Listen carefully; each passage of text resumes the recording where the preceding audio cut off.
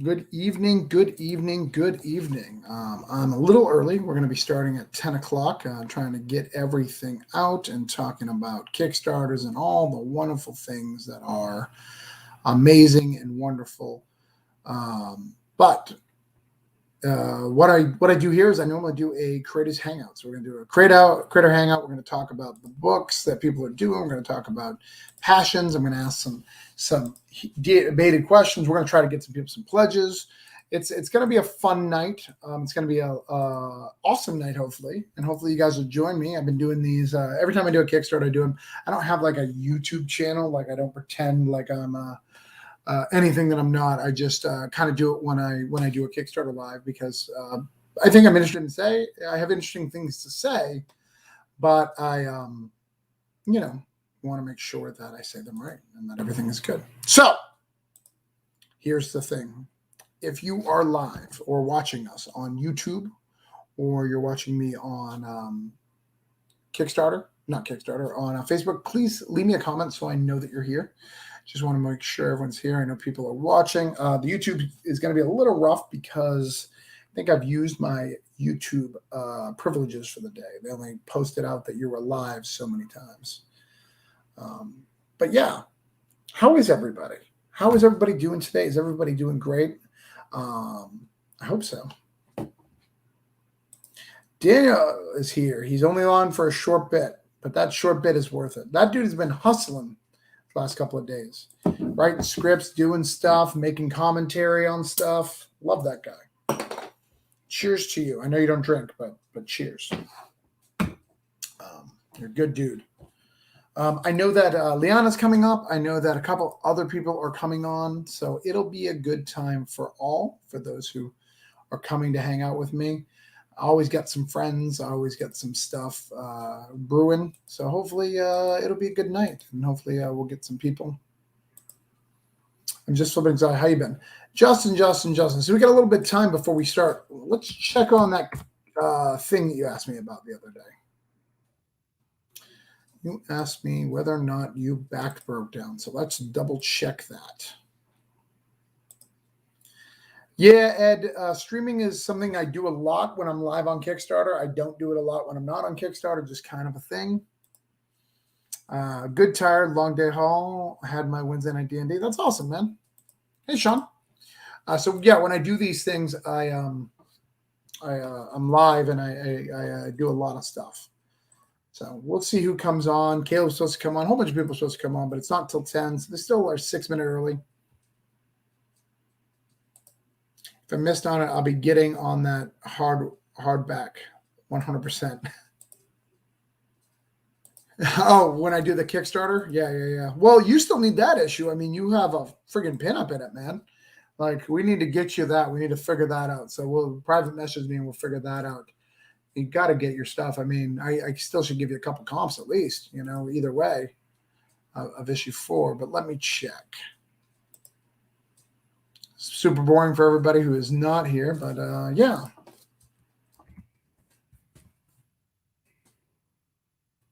No, I only got Justin Birch. Do not have Justin Ori, so you owe me. But we'll figure that out. Hey, Brian, how are you? Good evening. Oh, good, no worries. So yeah, we'll figure it out, man. Private message me, we'll figure it out. Perry, how are you? I'm good. How are you? I am well. You were the first to arrive. We'll probably have a pack house like we normally do. But welcome to the show. It's not like a normal show. We kind of just talk. I'll ask some questions. We'll do some stuff. Gary, thanks for the trade. I enjoy your books very much. Thanks, Gary. I am halfway through your books. So I will give you the feedback when I'm done. John. So how's the Kickstarter going, Perry? What's going on with it? Well, my Kickstarter is funded, and it ends tomorrow. All right, so we got some time? At 7:38 p.m. tomorrow, to be precise, my time, Central Time. Okay.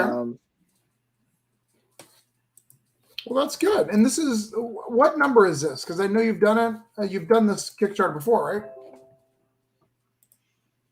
Okay, you were talking, but it was like coming through so weird through my AirPods. I don't know if that's a problem on my end or not. Yeah, everyone else seems to be hearing me. They're talking and responding. So if you can't hear me, I don't know what to do. I don't know. I had this. I had a little bit of this problem last time I got on StreamYard, but could you ask me again? Yeah. Yeah.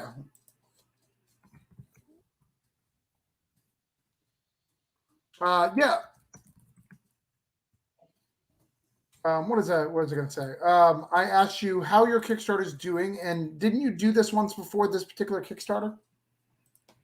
Yeah, this is my second Kickstarter, Nice. and And the first one was funded? Yeah. Nice.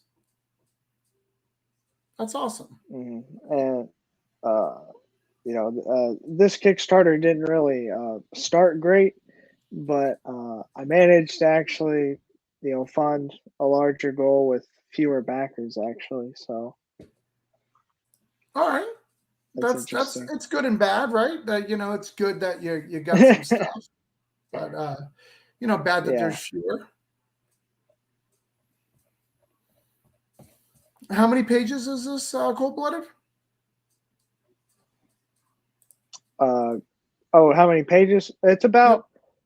It's about 200 pages, but it's not all sequential art. That's with the sequential art, it's about like 160 something pages, and it's like 8 chapters. Nice. We've got hold on, we got somebody else coming in. We got Tim Flynn coming in. How are you, man? Hey, I'm doing well. Thank you for having me. No problem, man. How are you? I'm doing great. Travis, so we kind of know each other a little bit, right? Through the Kickstarter? Well, we made out once, but I didn't want to talk about that while we're on the air. It's a little weird. But yeah, no, I don't know. Do we know each other? Well, I'm a Kickstarter guy, right? And I'm sort of new, I guess you might say. I'm doing my third one. And I saw your name come up a couple of times. And I think I reached out to you the first time. It was through one of the guys offering tips on how to run a Kickstarter, and your name came up. Oh, okay. And did I help you or did I ignore you? Oh, yeah, very much so. Okay. And, I always like to mention to anybody that'll listen, because like I say, I was kind of new, right? This is exactly my third one, so I'm not really an expert. But the community that has helped me to do this each time, they've been great to me. And I'm an American, but I forget where you guys are from. I'm American. Perry, you're American from Texas, right? Yeah. Yeah. Nice to meet you guys. Usually, the guys and girls, they tend to not be Americans. I'm usually the only American in the group, right? So I always enjoy. You're on the wrong shows. You got to get on the American shows. The backers are more likely to back when they don't have to pay a crazy shipping. Right. Yeah, it can get more than just the PDF. Yeah, absolutely. We'll like I said, we'll go over everybody's Kickstarter. We're going to talk about it. We're going to even set up some goals. So what I do is I'll ask you guys some creator questions, and then we'll set up some actual goals. Like if you're at a certain number, like Perry's book I'm looking at right now, and if you can send me the link in the background, that'd be great, Tim. Yep. He's at 17 backers. We're going to try to get him to 20. We're going to try small little goals to try to help each other out. But we're also going to ask some questions that you wouldn't be asked. And then we'll go over everybody's Kickstarter, kind of just to hang, kind of some stuff, kind of just talking about things. Some of the guys won't even have Kickstarters. But I want to go through some of these comments. Jerome, what's up, guys? Say hi to Jerome.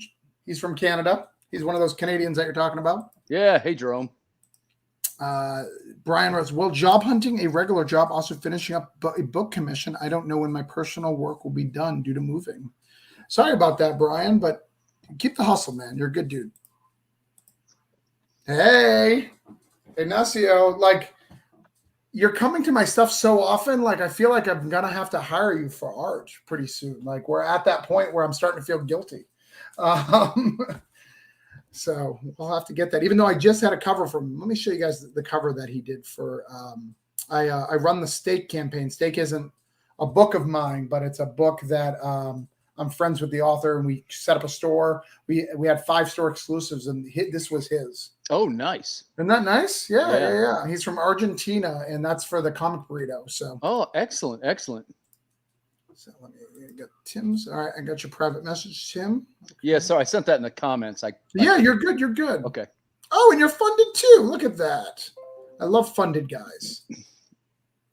I got a little lucky, or I'm not sure if this is luck yet or not. My stage is I'm trying to grow a little bit, right? Like I had almost better than half of my people followed me from my last one. So I'm pretty happy about my retention, I guess. Right. Yeah. Yeah. And I just have a very small mailing list. Like Right. I'm at the beginning of this journey, right? But I know that's what we're trying to do, is to get these folks to follow us.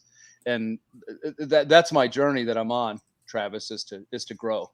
Yeah, man. And this art is fantastic.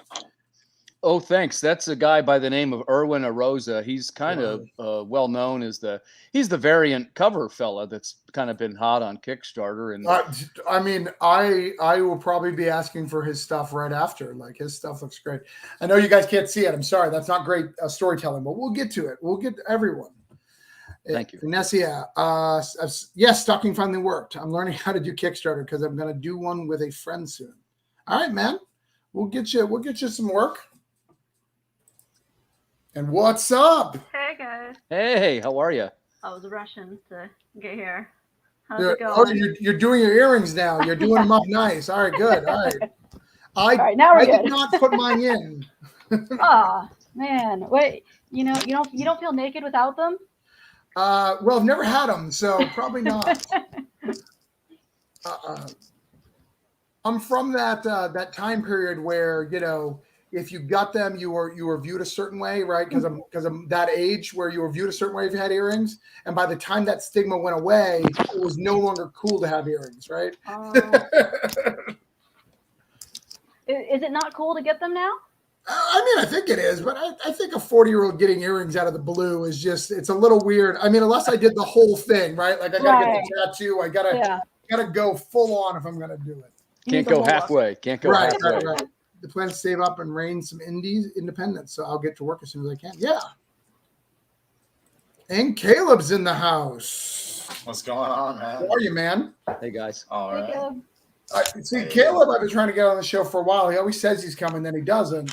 And I've scheduled it literally at 10 p.m., so he doesn't have that baby excuse. So I don't know what his deal is. Hey, man.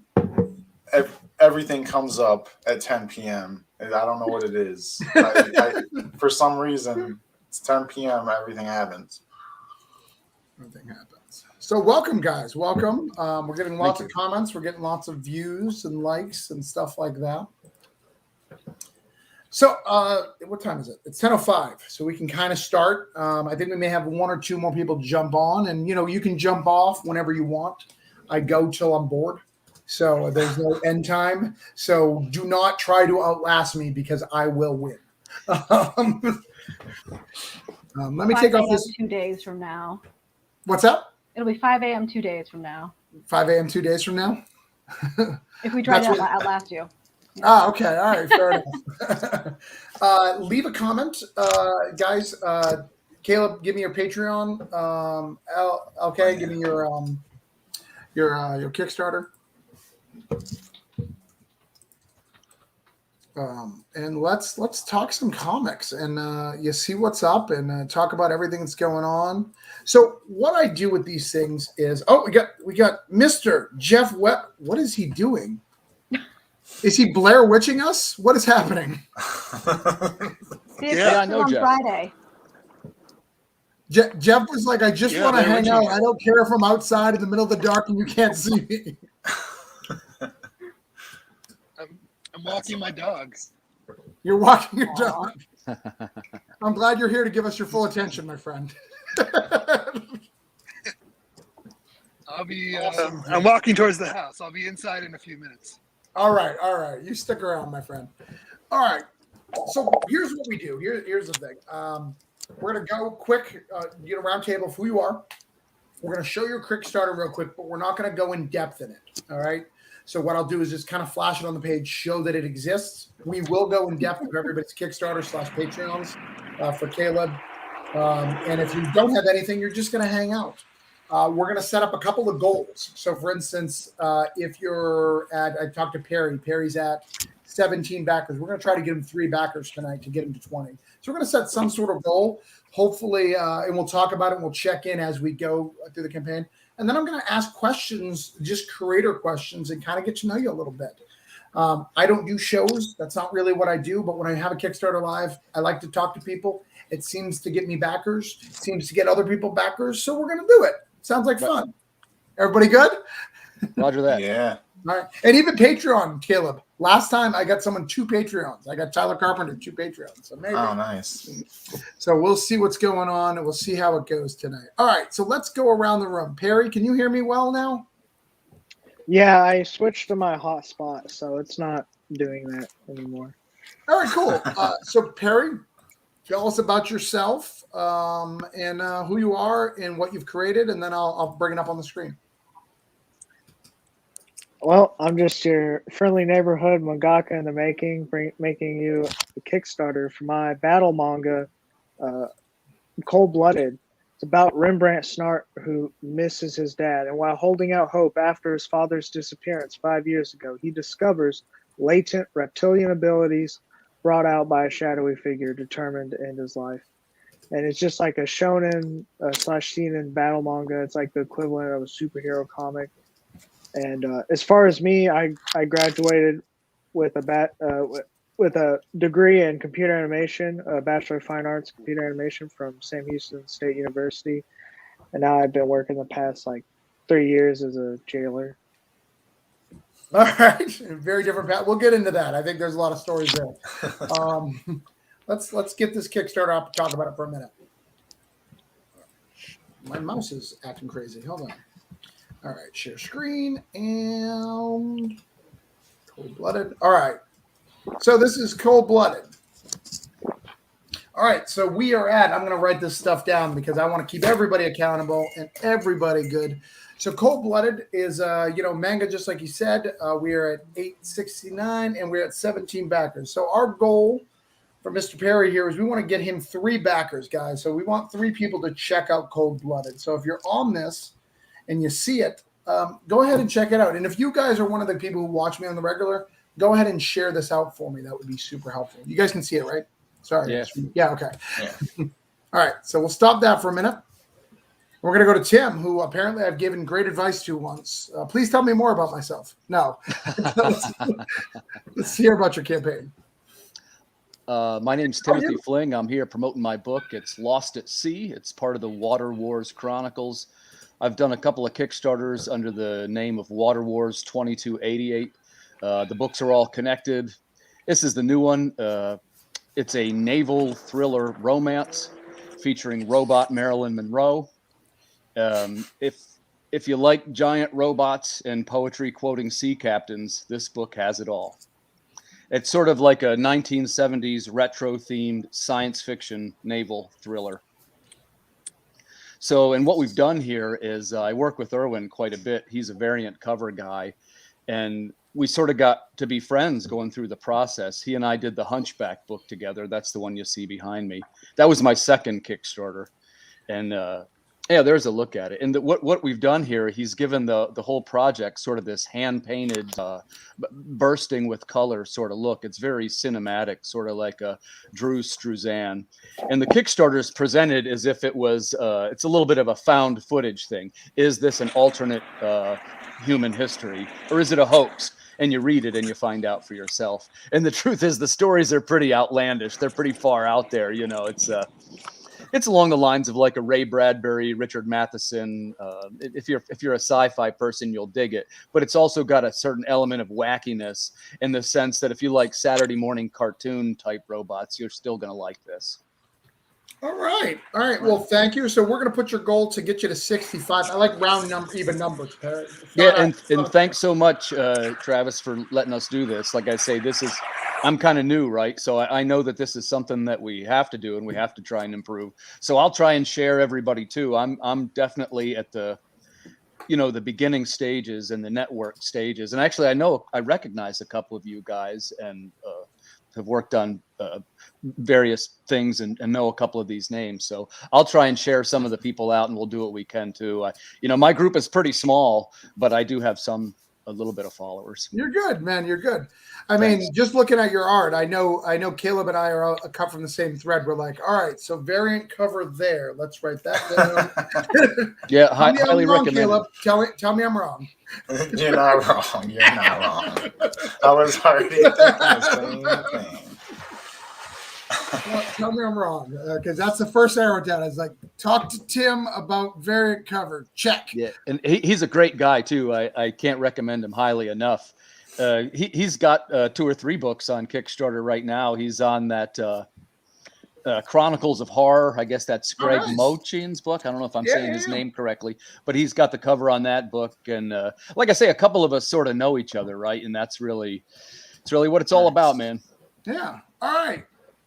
So should I go Leanne or should I go LK? Which one do you want? Oh, either. I'm still used to responding to Leanne more than LK. Okay. I've been told I got to get used to it if I'm gonna. Right. If you're gonna go as LK, Yeah. so I can do either. Like, I don't want to blow your spot. I mean, I already did. I will respond to either. So I will know it's me you're talking to. Right. Yeah. So tell us, my dear friend, what's up? So I am so excited she's here because she's so dedicated. We're working on Cthulhu Invades Wonderland together, and she's always messaging me. She's always going, "Hey, did you see this? Did you see that?" I'm like, I don't think you understand how I work. Like, I look at it like only when I have to, because I have thousands of things going on. And she's just, she loves it. And she wants me, like, even the streamer, she's like, "Hey, I got the link. I want to promote it." I'm like, yeah, I don't, that's not me. So my day job is as a virtual assistant. So like literally one of my titles for my clients is like director of circling back on that. So it's just like. That's your thing. Okay. It's my thing. All right. So tell us. I'm just always checking in. So I'm a speculative fiction writer, comic writer, and a poet, and I have a poetry book coming out next year as well, under a different but similar pen name. It's under my full actual name, to keep them a little bit separate, but like still me. And I actually have I graduated with a degree in fashion, and it's a bachelor's of science, which I just think is hilarious that I have a bachelor's of science in fashion, because there wasn't a lot of science involved. But hey, that's what they want to call it, then I get to say it. My film degree is the exact same thing, and it makes me mad. Right? Yeah. Like, don't ask. I was gonna say I have one of questions, those for please. film. So. And my I've been in a lot of anthologies, and my Kickstarter that's out right now is my first full-length issue, Fangs and Foul Play. It's a horror comic. It's a light horror comic. It's it's PG-13. It's not super gory or anything like that. And it's about this vampiric cat who enthralls a colonel who's trying to get away from the war. He's trying to avoid having to kill people and do horrible things. And now he has to feed people to this cat. Oh, no. And that's my cat. Well, one of my cats that we scrolled past real quick. Yeah, we're scrolling fast because we'll go over it in detail. Yeah, we got a couple variant covers. I actually did a cover because you dabble? I'm like, you could. Then I'm like, no, it'd be 3 years before I had time to draw this thing. So we're not going to make it wait that long. And it wouldn't be nearly as good still. Nice. All right. So let's put a goal here. I mean, the goal has to be 100, right? We got to get you to 100. Yeah, it's just about there. Yeah. Yeah, we need to get you to 100. In fact, a triple digit number. You know what? Because I noticed your first Kickstarter and you've worked really, really hard at it. When you get to 100, if we can get to 100 at this panel, Cthulhu Invades Wonderland, the preview will be available for that. We'll allow that as a digital download for everybody. Oh, that'd be awesome. Yeah, so I'll give you that, and that's one I don't give out except for my stuff. So if we can get to 100 here, 2 backers, you can get the digital of Cthulhu Invades Wonderland. So what we have together so far. Awesome, thanks, Travis. Let's get that going on. All right, next up, Caleb, Mr. 2-time published work guy, pro extraordinaire, really too big for this room. Caleb. You flatter me, man. Hey, I'm super excited that Nook has a new home. I'm very excited. Or do I just know that from the underground? I'm sorry, I'm allowed to say that. No, it's official, man. The Okay. papers are signed, so no going back now. Yeah, so last year during the pandemic, after working on comics for about 5 years, my Super Cats Kids book got picked up by Scout Comics for the Scoot line. And then, I've been trying to get my other books, my more teen and adult books out through any means possible, through Kickstarting, through selling direct to stores, you name it. And, you just get to know people over time as you do. And I kept watching Source Point's releases, and I was like, you know what, I think Nook might be a fit for them now. So I shot it out to them. It was the second time because I tried to submit to them when I had issue 1 back in the day. But yeah, so now it'll be a Source Point 3-issue with a trade starting this coming summer. So pretty exciting. But yeah, so I'm doing a Patreon, which is basically there's a lot of free content on there. You can go in. I talk about my writing process. I talk about how I put crowdfunders together. Most of that stuff's free, and then if you put in $1, you get everything unlocked. So the only things that cost more are like if you want actual books inside of everything. But I try to make the content basically low cost or free for creators. So yeah, basically what we're going to do with my new series, that Marcelo, the guy who did art for Flytrap and Nook, he's working on the Neverland with me, which is like a modern take on Peter Pan set during the pandemic. And we're basically just like giving you an all access pass to see how we put pages together leading up to launching in March of 2022. So I'm giving you all the concept work. I've already released like 10 pages of the script that you can just look at, and then as we release conceptual art and pages, you'll get side by sides and just like an open access pass to say, look, this is how I do it, and maybe you can learn something from it. It's not the definitive way by any means. I know there's people that do it better than me, but this is just the way that I've learned to do it. And I just figure if someone learns something new from me sharing this stuff, then that's exactly what I'm looking for. So it helps you guys, and it gets the word out about the new series too. So fun stuff. Yeah, absolutely. Well, Caleb, I love watching him work and do some stuff. The Neverland looks stuff great, especially as someone who's doing the Cthulhu Invades Neverland next. When looking at your stuff is great. So it's been very, very cool and very proud.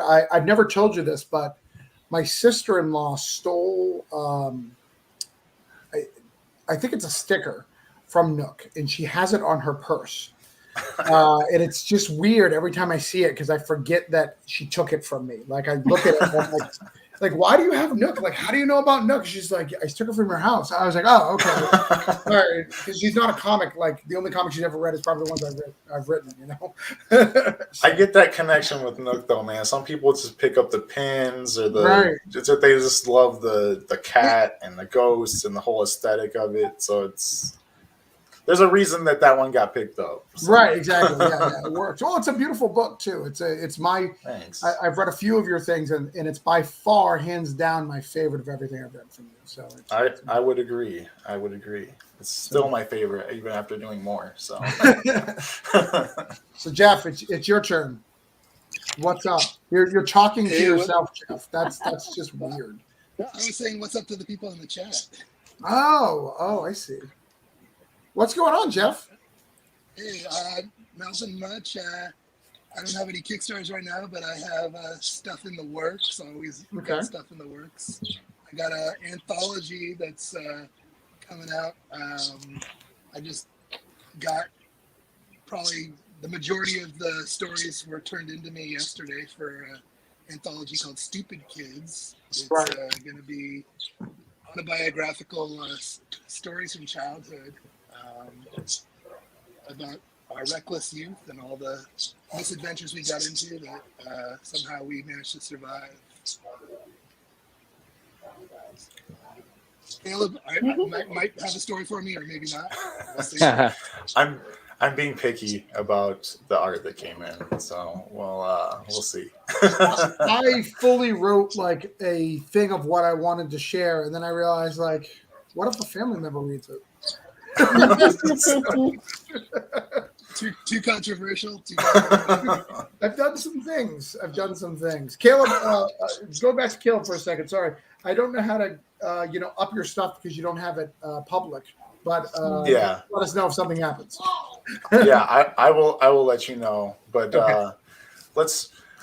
You can focus efforts on the Kickstarters, because my stuff is like I have a good amount of Patreon. And no, you have a goal. You're only at 50%, so we got to get to that the higher. I would love to get to the high goal, but I don't even know actually. There's 25%, 100%. I don't know how that works, but all right. The goals section. I don't know how any of that works. Yeah, it's weird. Okay. It's very strange. Like I basically set it so that the more that we make per month, the more pages and stuff are released. Okay. So you get. Basically, you're going to get more content if we get more. So what we need to do is flood him, and then it's like flood him to a massive amount, like in the thousands. There you go. And when he can't produce the work, you then also then blacklist him and get him kicked off the internet. Going, how dare you make these promises? I have a capped limit of like 4 to 5 pages. That's all I can manage in a month. So you ruined everything. Sorry. So Jeff, when's that coming out? And you have a Kickstarter that's coming to people's inboxes soon. You're finishing something up, right? Bug Hunt. I'm a big fan of Perry's artist, Erwin. He did the cover for my comic Bug Hunt. Oh, nice. So, you're hard to hear tonight, Perry. Yeah. My jaw is definitely. Oh, here. Maybe I can switch over to my laptop. I got a better. Oh, my bad. What did you say that you liked? He said he liked your cover. The cover artist he stole. Oh, thanks. Okay, well, I hope it's not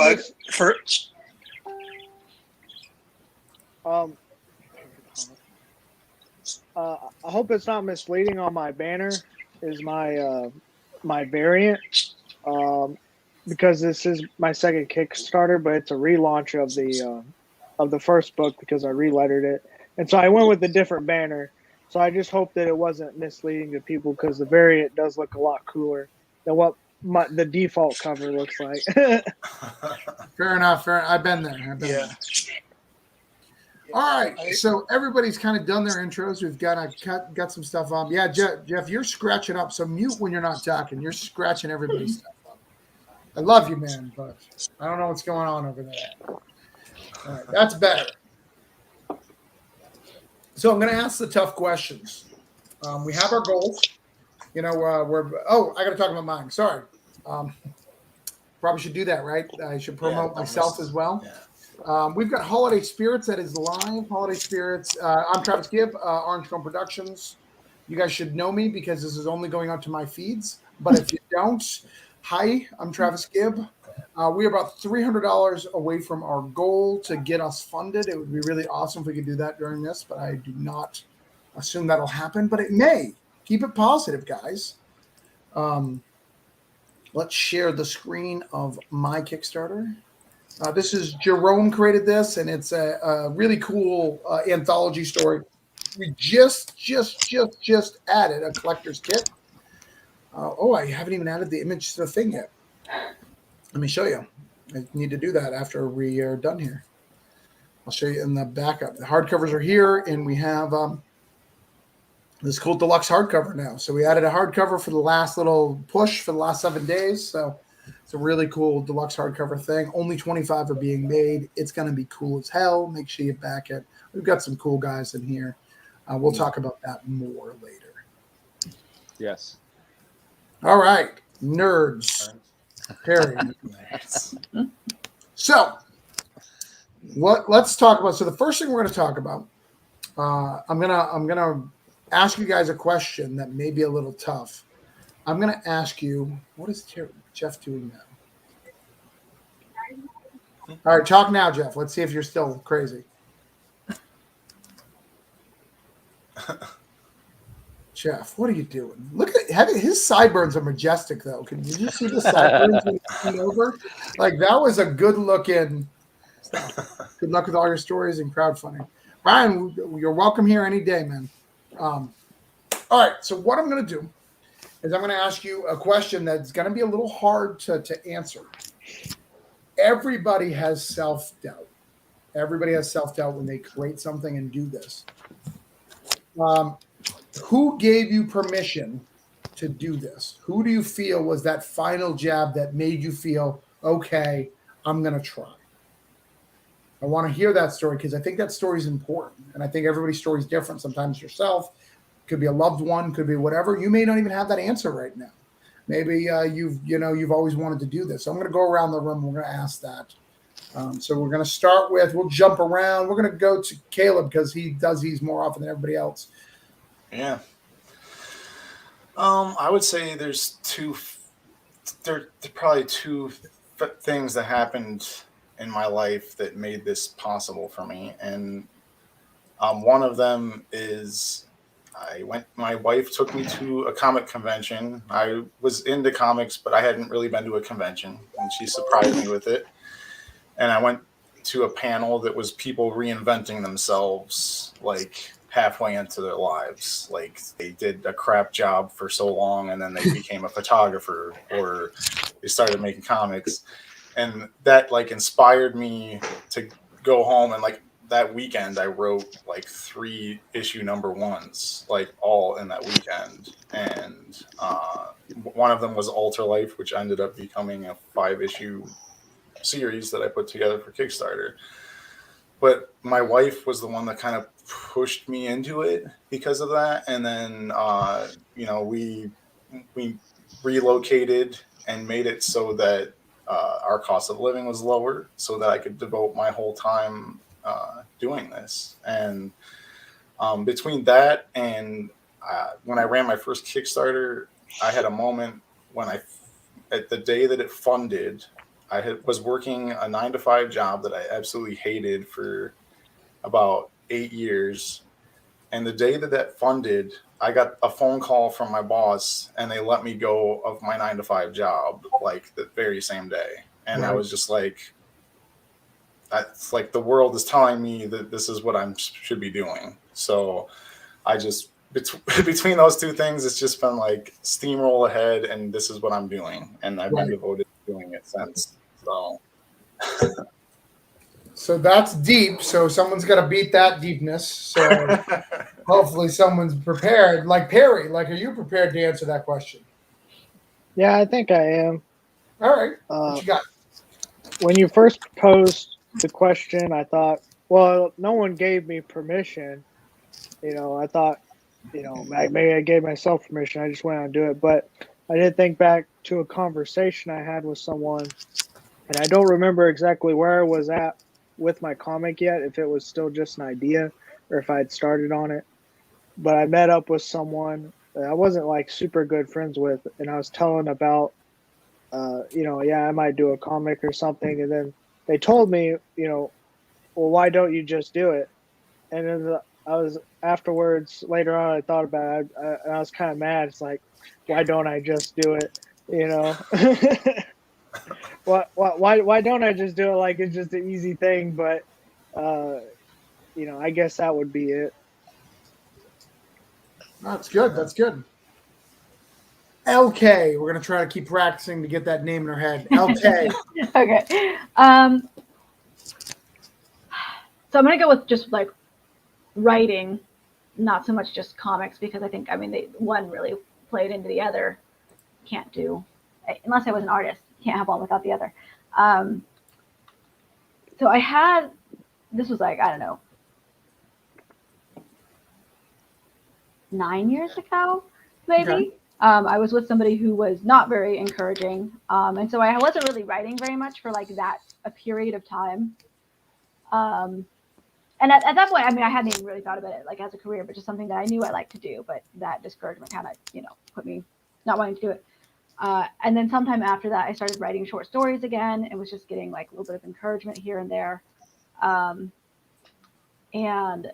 then from there, I had to kind of do I have to work more to pay the bills, so I have to write a little bit less. But now that led into being able to pay an artist, which I can't do without the day job right now, until we get wildly successful or something. So that led into that. And then, I mean, what got me into comics was Russell's anthology, Cthulhu is Hard to Spell 2. Okay. That's what got me into comics. That was my first comics acceptance. And then from there, I just knew that, like, I was like, well, I've done a lot of anthologies. I like doing the shorts, but I know that I want to do more than just the shorts. So that led into Fangs. And then, so it's, mostly some encouragement from various friends, but also if my husband didn't let me spend the money on it, I probably wouldn't be doing it. So. All right. Well, no, that's good. That's good. I didn't know that I own your first work. I'm super excited about that. And I'm in it too. So I wrote about cats. Did I inspire your whole thing? Like, be honest. That's truthfully it. Yeah. All right, Tim. Yeah, I know mine. The first thing, it might be a little bit relevant to mention, I'm a songwriter too, right? And I was a musician for a number of years, a long time actually. And I was also a writer too. I'm a short story writer, and I just had never gotten any traction with the short stories and the poetry too. LK, that's a hard road, right? Poetry. That's my hat's off to you. So I think that's a hard field to get any progress in. So I started trying to write comics about 5 years ago, maybe 4 years ago, and man, it just went great the whole time. Like I was saying earlier, the community and the indie community had been so welcoming to me, I thought. And once I started doing Kickstarters, I wrote the first one with the help of a publisher called CAE. They're not around anymore, but it made me realize pretty quickly, well, the publisher really wasn't doing too much that I couldn't have done. And actually, I thought with Kickstarter, some ways we could do it better ourselves than a publisher even would try to. So that was sort of my model, right? And then I guess that was a book called Socket. That was like a robot comedy. And I guess I did the first 3 issues of that, and nobody told me to stop, right? So then I started the Water Wars thing, and all the Kickstarters have been successful so far. This is the 3rd one, and this is tracking to be the best one. So, I'm pretty pleased with how it's going, but the way I came to it was an honest way. I was a comic book store owner back in 2010 or 2011, and I was involved in this sort of bumpy divorce, and I lost it as part of the divorce settlement. So I lost my comic book store. So I remember saying at the time that I wanted to create something new that couldn't be taken away from me. And here we are 5 years later, and I got 8, 9 books out, something like that. So I hesitated to phrase it that way because it seems almost like I'm so angry about it or something like that. But it's not. It isn't particularly like that. But I think anybody who's gone through a divorce totally understands what you're saying. Like, I get it. I feel it. Do you, man? Because for real, and I don't even have any anger or anything like that. Sure, yeah. But there was a part where my identity was, I basically had to make a new one. Yeah, no, because you separate your friends and you separate all that stuff. There's all sorts of things that happen when you go through those things, even if it's the best divorce, even if it's just you didn't work out. So absolutely. In fact, I was sharing with my wife yesterday. I'm a little emo kid, which may not just shock anybody, but I like the band Fun a lot. I like Nate Roos a lot. Yeah. And he has a song that says, "Why am I always the one packing up my stuff?" And it's always a song about that. And I told my wife, I was like, "This song, I think about you." And she's like, "What the fuck are you talking about?" I was like, Because I'm always worried about that. Like I'm always worried that I'm gonna be that again. Like, and in the song, he's always pleading about like how this relationship is so important to him. And like he's finally feels like he belongs and like he doesn't want to be there. Like I was like, there's a lot of good messages, and the chorus may sound really offensive, but if you look at the lyrics, like, he's really trying to do that. But another line in that, one of the things I learned about myself when I went through a divorce is. When I go through a breakup, I break hard, right? You ever have that friend who, when they go through a breakup, like you just lose them for like, I'm that dude. So I'm an emo kid like thing. And I think, it took me a long time, you know, I'm 40 now. It took me a long time to realize that it's not overacting because I really feel it. But I think that why I do that is I really need to know that I have an importance, that I'm important. Right? Like, so my friends rallying behind me is that proof, right? You know that they're there, but this is the proof that they are there, you know? Yeah. So I don't know, just comments on that. Yeah, I totally get what you're saying. And there's a little bit too, that from having a musical background. Hey, is anybody in here musicians or? Yeah, so you know what I'm saying, right? Like when you make a book, it's a little bit like your band almost. And if you had that same skill where you wrote songs, you can definitely make your book. It's the same skill set. Please don't say that. We don't need more people in the market. Especially talented people who can also add soundtracks. Caleb and I are begging you, please. Yeah. Hey, for the record, that's one of the things that we're trying to do, right? We write our own musics for the Kickstarters. And hey, I'm throwing it out there. It's also a service that we're going to start providing to other creators. Like I do like the digital book swaps and stuff with people. Yeah. And by the way, the other way that we're connected, guys, I just realized it wasn't until LK said it, but it's Russell, because I'm in the third book. And that's why I recognized your name now. I'm sorry it took a minute for the light switch to come on. I'm in the first book. I just throw that out there. Yeah, I knew everybody's name, so it's nice to finally meet you. Now I understand. My wife is in the third book with you. So. Nice, awesome. Well, and that's one of the things. Well, I guess don't say anything too much just yet, but we're working on a theme song for the darn thing. Nice, that'd be great. Yeah, and it's something that like everybody's got their kind of weird niche, right? Like the new thing is that people are doing the audio dramas, and you know, a lot of times it's more related to packaging, like 3D sets of things. And I'm trying to really just focus on stuff I like to do, which is the writing and the making the songs. You know, I don't. For me, I don't really like making the hats and the shirts and the whatnot. So I've got to find my way. I know you have to do it. Right? Like it's the way you get such great numbers. And of course, understand marketing. I'm not an idiot, right? Oh, Tim, that's not how you do it. So we'll talk later. yeah. Well, that's the thing. See, I'm trying to grow. Convince you is how it works, but it's not. yeah. And you see what happens then. And like I say this partly because I'm making a joke, but it's true, which is. You know, in the last one, there was this thing for like a hat. And, we're picking out the embroidery for the hat. And then the nice people are calling you. And, well, what are the dimensions? Do you want the orange and the... Right. And I'm like, wait a second, man. We should be writing the next story right now, not picking out fonts for the hat. So... All right. So because it's my show, I'm going to share my holiday spirits for a minute. So I apologize. It's okay. But look at that. I'm at 77777. That's nice. Cool. I like that. Congrats. I think it's cool. I don't know. It's good luck. And, everybody's a Kickstarter. You guys all refresh it a whole bunch of times behind the scenes. You have. Stop. Like, let's stop pretending. I just refreshed it. I had that. Screenshot before it changes. Yeah. I really wanted to hit leak, but we passed right over it. So. The leak. Yeah. And people like anything from the 69 to anything, people had it. But we got a new guest. So let me add a new guest. I don't know if he's there. He's there. Oh, he's there. Okay. Can you hear us, Anthony? Yeah, can you hear me? Yeah.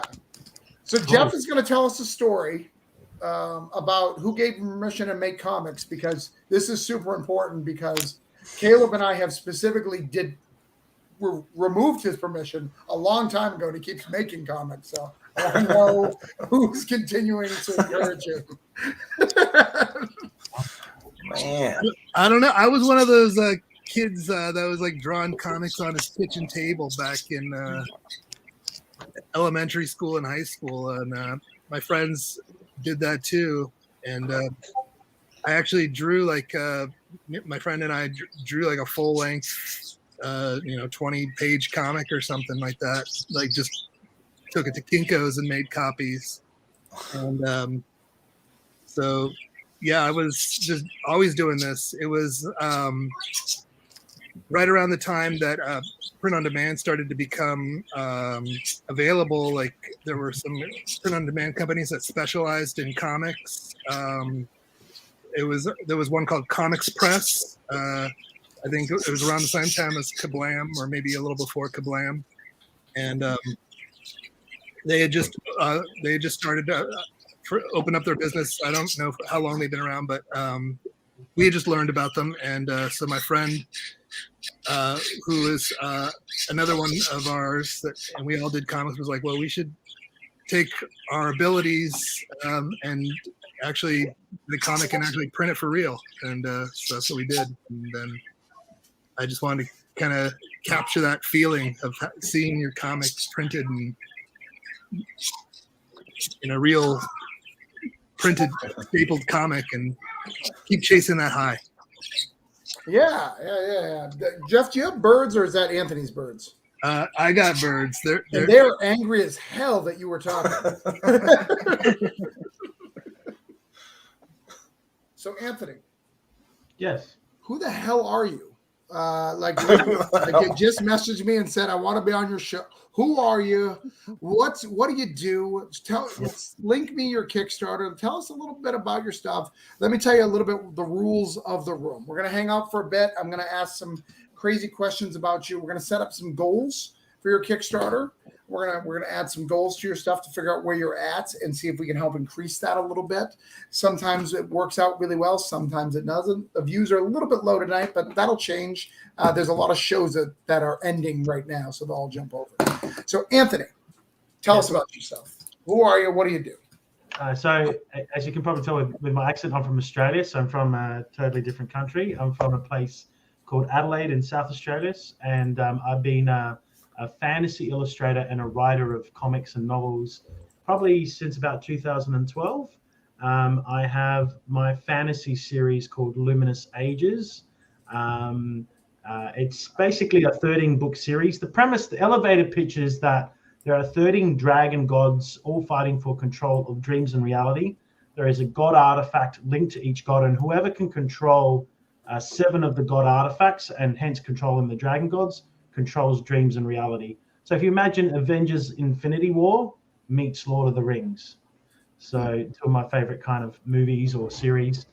And a lot of my work, features a lot of different mythology in it. The first graphic novel's got a lot of Greek mythology mixed with a bit of Persian and Egyptian.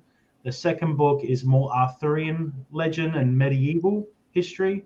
And then the third book is that I'm doing right now on Kickstarter for is a Chinese mythology, Chinese legend, the Bai Sa. I think that's how you pronounce it in Chinese. People call it the Bai Zai, but it's a mythical. It's basically the Pokemon Absol. Do people know the Pokemon Absol? I don't know. It's like a white lion-like creature. We don't have Pokemon in America. I don't. So yeah, that's the project there. So the Baize, the Book of Monsters. It is a comic anthology. It's about 60 pages of comics. And then we've also done I'm a big D&D nerd. I love my Dungeons & Dragons. And I've made a 5th, I thought, I'm making the Book of Monsters. Might as well make a Book of Monsters with it. Like I'm making the story about it. So might as well put monsters in there and a whole campaign. It's a lot of work. It's going well. We've still got 10 days. I accidentally hit 45 days instead of 30 days on the campaign, just by accident. So as you do. So it's been a big lesson learned, not to do 45-day campaigns. That's a long one. So Anthony messaged me very early and thought that we'd be a good connection. He messaged me and asked me if I would batch you. And I'll tell you why I didn't, because I looked at this and I did not even see the comic part. So I had no idea you were doing a comic. I just looked at it quick. That's all right, man. And that's part of the lesson learned. I mean, I wanted to do. I'm the kind of guy like I like to do it all at once. Go big or go home, right? Yeah. I don't know if I've got an ADHD mind or something, but I can't just do one thing. I love doing a lot of things. I love comics, I love fantasy, I love gaming, and so. But I learned from this, like I just need to definitely after this is going to be comics for a while. Then if we do a 5th edition book, it's going to be 5e by itself. I mean, we might do add-ons like with the comics. We might do release dice, or we might release miniatures, but they'll be themed figurines, themed on the comic book characters or whatever we're releasing. So, but it's been good. I mean, this has been my best Kickstarter yet. And we still got 10 days to go. So, yeah, man, it's a great campaign. I think ultimately you'll benefit in the future by splitting it up. I think you'll get more for your money. You know what I mean? Yeah. But trying to do all that stuff in one campaign, it seems daunting. Just daunting in my head trying to put all those pieces together. But well, I mean, all the 3D stuff is done. I've done 3D art like over COVID. Australia's had a really bad pandemic. We've had a really bad lockdowns. You guys have been free in America. From June onwards, we've had lockdowns, extreme lockdowns right up until now. And only now they're opening up the borders, even within our state. So I haven't been able to do cons. So I invested that time into finishing writing the story, invested that time into, I've done half the graphic novels painted, and I've got the pencils done. Nice. I've got another artist that worked on doing the pencils for me. The 3D models are all done. Everything's almost done apart. And we've even done like 50% of the RPG. We're just in the process of testing it every week. So for the next few weeks before we go to fulfill it, we actually have to test, content, and I have to get content ready for that testing, whether it's new monsters or it's new items or the storyline of the campaign. But I would say we're like 70% done. That's been one advantage of having lockdowns here in Australia, or disadvantage as well. But it's crazy. But yeah, it's going to be interesting. I definitely got a lot done, and I got a team of people behind me, so it's not just me. So a lot of freelancers and the anthology. A lot of people submitted a lot of stories. A lot of them already done. Comic book pages already done. I think Joseph Dewis is on it. We've got Russell Nolte did a story. Okay. Yeah. There's Albert Lim. He's written a story. We've got Stephen Kwok, who's done the Wordsmith comics. Kate Mandelov, who's written a story. She's a South Australian writer. Benjamin Slabak is a really well-known Australian comic book publisher. Does New York Comic Con every year. He's done a story as well, and he's doing all the art. A 16-page short story. Oh, it's not really a short anthology. It's like a 16-page comic thrown into it on Slavic mythology, which is crazy. So we've got Slavic gods entering our portals. So the premise is on this book, the Baizé is the all-knowledgeable monster, knows everything about all monsters of the universe, including all the other dragon gods. And they fear him because he could reveal their secrets and their weaknesses. And the Baizé 2, that's the god artifact that's linked with the Baizé. It's a book of monsters. That book is now under the control of the Nightmare Mages, our villains in our comic. They've taken it from Earth, and they're opening up portals, and they're just allowing any monsters to come in through other dimensions. And that's where other creators have been able to come in. And I think even Robert Multari, he's done a story on Snowpaw. We've got a little anthology story of Snowpaw. She enters in and has a face-off with our Nightmare Mage, the last one. So you have to see if she survives, So, dude, it sounds awesome. So we'll definitely we're gonna go let everybody go through their stuff, and if there's anything I can do, if you YouTube search Comic Burrito and Cthulhu Invades Oz role-playing game, I ran a campaign live. So if you need that, I'll do it. I ran a 5e random campaign for strangers for like 8 hours. And it was a lot of fun, and I highly recommend to listen to. It was a fun campaign. So I think you need. Definitely will. You want to hear some weird stories or interesting facts about Lovecraft and Cthulhu with me? I'm a big Lovecraftian. I love that, like the writing and that sort of stuff. But the first art prize I ever did, I won as a 15-year-old kid, was actually it was a tentacled monster like an octopus in space fighting a robot. Right? I'd never heard of H.P. Lovecraft as a 15-year-old kid. right? So I've got this fascination with science fiction, with fantasy art. I grew up doing art and comics. I even have a comic I made when I was 16 called The Lords of Zenekai. I want to remake that, actually. It's kind of like Groundhog Day meets Independence Day. So I do have a love of horror and sci-fi as well as fantasy. Sure. And so The Lords of Zenekai, I did this kind of almost Lovecraftian comic where these aliens invade this fantasy universe. And I later figured out when I was about 30, weird fact, I actually have H.P. Lovecraft's birth date and year in reverse. So Twilight Zone moment there. So he's born on the 20th of August, 1890. I was born on the 20th of August, 1980. So I'm his reincarnation, hopefully. I don't know. Hopefully I don't stop with his I think fate. you may want to study his real personal life before you say some of that stuff. I would. I mean, I don't think he's a great guy. Great writer, not a great dude. Not a great guy, but yeah, maybe I grabbed his imagination. You know, that's what I got. That's the best part. We're gonna put your campaign. We're gonna try to get you 2 backers. So you're at 158. We're gonna try to get you to 160 tonight. All right. Thank you. Yeah, no problem. So we're gonna go around the room. What's that? Travis, that RPG campaign is the most 8 hours of entertainment content in all of YouTube. I agree. And the fact that it was the most watched on Comics Burrito for years, and then some hack named Scott Steiner, I don't know this guy, came on, talked about Batman like he wrote the thing, and just killed my numbers on that channel. It's embarrassing, really. Like, who is that guy? Anybody heard of him?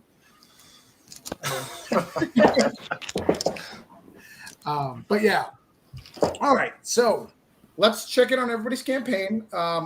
I think Anthony's going to answer that question, but he talked a whole bunch, so we're going to wait.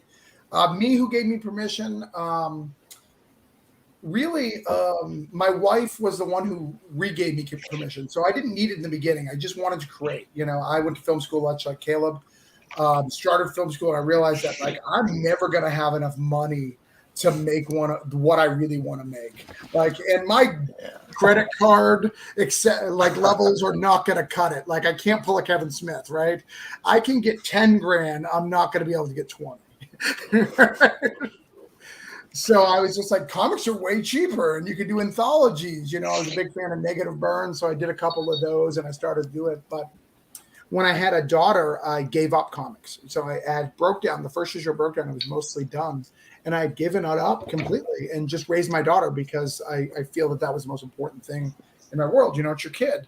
And then one day when I married my wife, I just showed her that I wrote a comic once. I was like, oh, yeah, look at this. And I showed her a folder and she was like, Travis, yeah, you have a full issue. I was like, no, there's 2 issues here.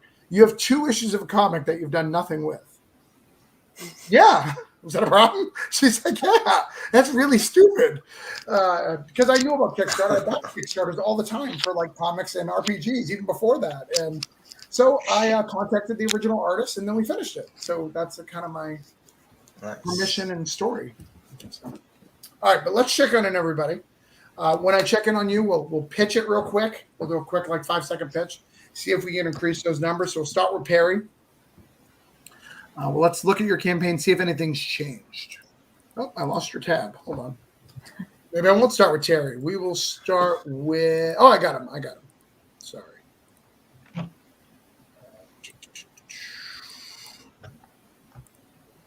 Hold on. Very interesting. You can see I'm a pro at this. And since I know how to share screens... Oh, I'm sharing a different screen. That's why. That's not working. Cool beans. Is this very entertaining for everybody? Everybody's happy? Yeah. Timothy, have you been to Palm Springs, California? We have the Maryland statue here. You have the what statue? The Marilyn Monroe statue. Oh, I would love that. Yeah, I've been debating a lot of time to making these memes and things about Marilyn Monroe. She figures very prominently into the story. All right. We got a little bit here, but nothing crazy. Perry, tell us about this again. So this is a relaunch. Explain what it is. Coldblooded is a shonen/seinen battle manga, meaning it's just centered around fighting, like a superhero comic and it's about Rembrandt Snart, who misses his dad. And while holding out hope after his father's disappearance 5 years ago, he discovers latent reptilian abilities brought out by a shadowy figure determined to end his life. This is the first 8 chapters, and for $15, you can get the book. It's 8 chapters, black and white, 200 pages. And I also, because this is a relaunch, as additional incentives, I have a couple different variants and posters. And during this video, I updated my milestone bonuses. So I have 2 new pledges, the 80% and the 100%. Since I didn't really have time to update it earlier. Yeah, I have a retailer bundle, but no retailers have backed it. So if there's any retailers watching this, there's a retailer Danny bundle. normally comes on and watches our stuff. So that's definitely Danny will probably watch it later. So Danny, check out this retail bundle. We only got 21 hours left though, so you got to pick it up. And it's not bad, right? $70 for 10 copies. How much is a retail? Yeah, like 70 to 6. No. How much is a retail price per issue? Oh, I say like $7. It depends on what they want to sell it at, because I sell the book at $10, right? So Right. if I do like $7 or $8, No, that's what I'm saying. Like, how much are they going to make? That was my question. So they could sell $10 and making $3 a book. Yeah, or they could do it for like $12.99, because one comic, my LCS sells them for $13.99, so they can sell it for that. Nice. And how many pages is this? It's just about 200 pages, but it's only like 160 something pages of sequential art. Okay, that's nice. Good. Yeah, 202 black and white, relettered, old letter replaced with new. Nice. 10 extra pages to chapter 6 and a variant cover available. Awesome. All right, so we still want to get him a few more backers. He's at 18. We need 2 more to get him to 20. So let's get that going. So if you like that, please consider backing it. All right. Let's see who's next. Tim, let's go over your stuff. Talk about your stuff. Okay. Tell me about this Cold War. You can tell about it before it's up. All right. Basically, this is the third installment of the Water Wars 2288 series. It's a futuristic alternate history. And essentially what you have with these, they are short stories in every issue. Each one is 3 stories. And this one, it's Lost at Sea, a naval thriller. The second one is Robot City Blues. It's about an augmented veteran trying to fit back into society. And the third one is called The Codex, and they are like it's the histories of the Water Wars timeline. So it is available. You can buy all the issues together in a 106-page trade paperback, or you can just buy the single issues. People still like floppies, so I still make the floppies too. It comes with a couple of small digital bonuses. We do things like there's a tactical map that shows you all the locations of the robot uprisings and the pandemic disposal sites and things that you'll see in our apocalyptic future. And as I was mentioning, it also comes with its own musical soundtrack, which we wrote. We're very proud of it. I hope people will listen to it. And I'll let you in on a super secret preview. We're trying to increase the things that we do for our digital backers. I'm trying to always find things that are cool for the digital folks, which their numbers seem to be increasing by looking at it. So one of the things we did is we took the theme song and we reworked the art into 8-bit art so that it looks like a Super Mario game cartridge. And when you click on it, it plays an 8-bit classic video game theme song of our Lost at Sea theme song. So if you like old school video game songs, you will like this feature. I got to tell you, man, like it's probably just you owning a comic store, but you know how to pick some artists, man. These are some beautiful pages. I need to hire you as my art director, man. Thanks, man. I was the first time, like I said, I worked with this publisher, right? And over time, I've worked with a couple of guys who I really liked. And this is something like, I guess it's the 8th or the 9th one. And you know, it's like anything else. You start to level up. I imagine if I'd have started golfing 5 years ago, I'd be pretty good at golfing right now. But instead, I went into making comics. And my thing is, I never necessarily wanted to be the publisher and to make Kickstarters. That's the part that just kind of happened. I was just trying to be the writer. But as you know, it's like a whole thing, and you do the marketing and the production, and and we make the cool stuff, you know. No, I love this. I think it's beautiful. Yeah, thanks. If you like, one of the things that we're shooting for is there's essentially 3 teams of us. This is team 3, and they're supposed to be image quality or higher production level on these books. And, you know, that's what we're shooting for, is to do everything as a, you know, the indie market keeps getting hotter and hotter, right? So you've got to make a real effort to stick out, basically.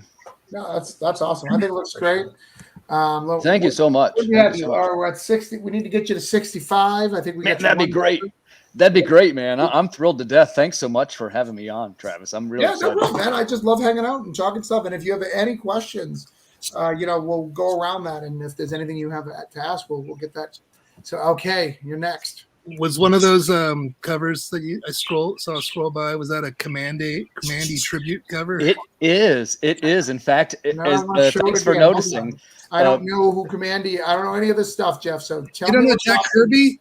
Tell me, Jack Kirby. Does he hang out with that Scott Snyder guy? Is that the guy who does this art for Batman? Well, the covers that Irwin does. Which one? That one right there. That one right there. Yeah. Which it's based on a classic Jack Kirby cover where it's Commandy rowing away from the submerged Statue of Liberty.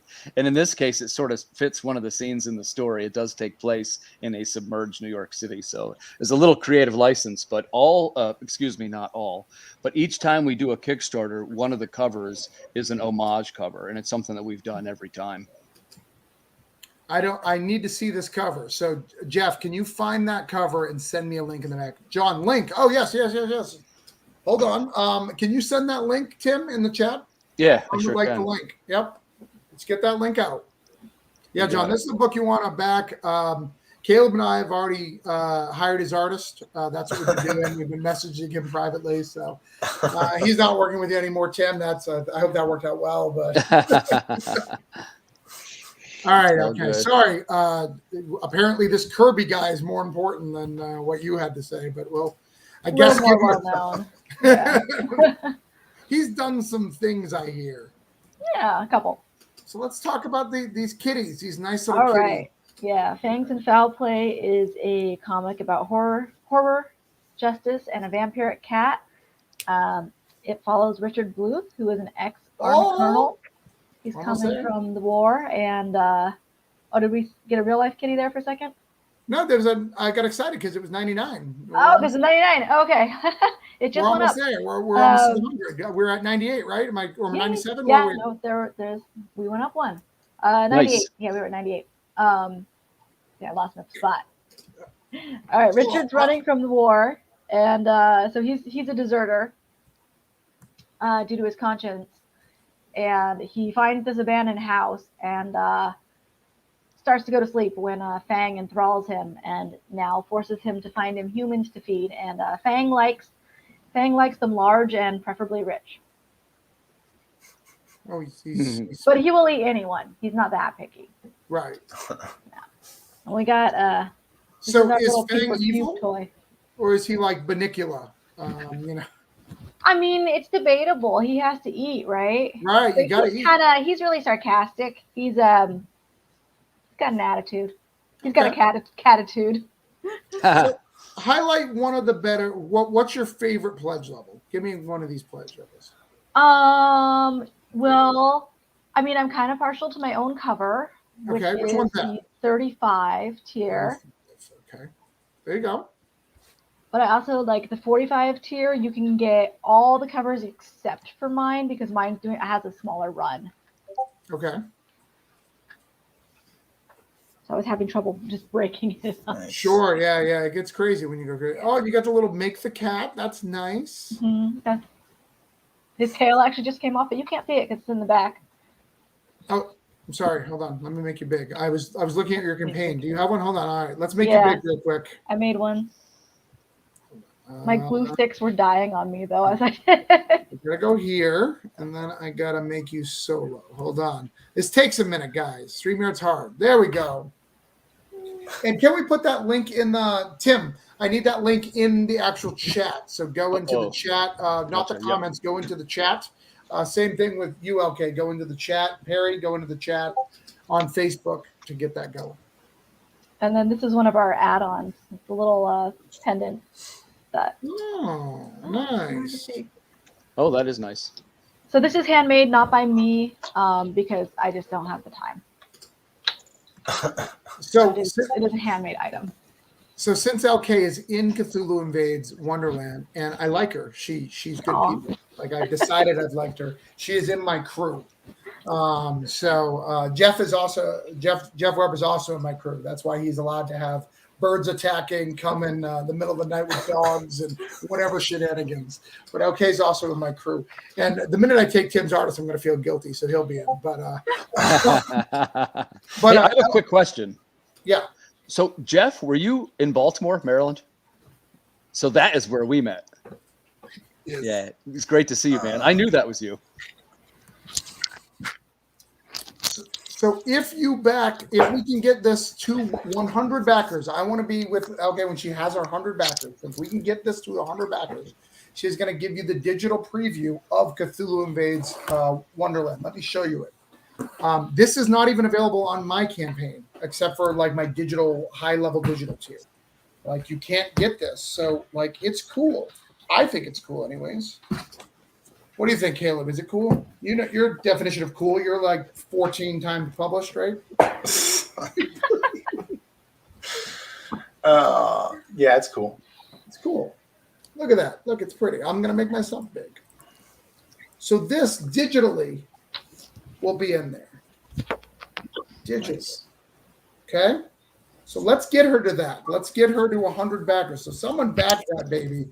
You just got the link. You like kitty cats. Come on. Like, let's get that. Who doesn't like kitty cats? Who doesn't like kitty cats?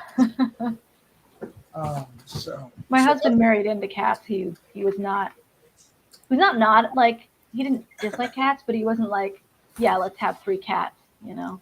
I just came back and look, okay. Woo! We are at 100 backers. Nice. Holding stuff. One goal has been achieved tonight. Yay.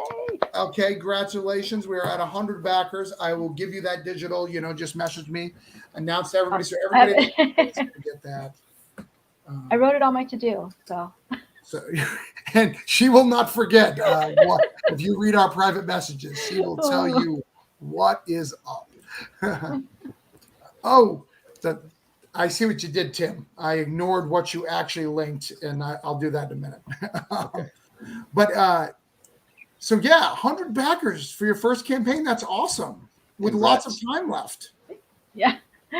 It feels like it's going really fast, though, now, I think. I don't know. It's like fast and slow. It's a weird feeling. Do you remember, Jeff and Caleb, do you guys remember, and even Tim, when you got that first 100 backers, you're like, holy shit, 100 people like me? Like, yeah. I'm still kind of surprised about, like I say, I'm still learning it, right? But I'm surprised that many people followed the second and third time. That's the part that I'm wrapping my head around. What's your max number, Tim, for your campaign so far? I think on the last one it was. I don't think I had 100 on the last one. It was like 98 or 96. So you still haven't hit your 100. Right. I'm hoping that's this one though. I got a pretty good shot, I think. All right. Well, if we can get Tim to 100, I'll also give him the thing. But I mean, he's got a long way to go tonight. I'm just saying. Same thing, compare. Anybody who needs to hit 100, they can have it. Caleb goes 100 Patreons. So Jeff, if I get to 100 patrons tonight, I will pay for your next book. Then you clearly don't know how Patreons work, because they can all back for $1 and it's going to cost you way more to make that book. Yeah. Jeff, you remember the first 100?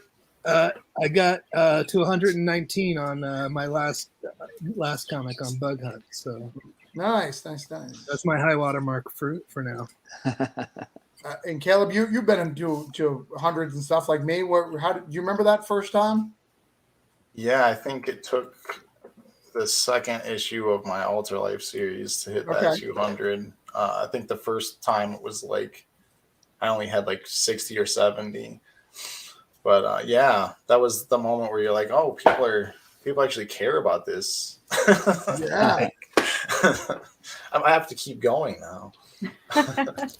No, I'm so happy for you. 100 is such a big landmark when you can get it. So I definitely congratulate. I'm happy that we can share that with you. And as you see, we are increasing here. We're at 101. We're doing some stuff here. So we need a Dalmatian colored fang or something.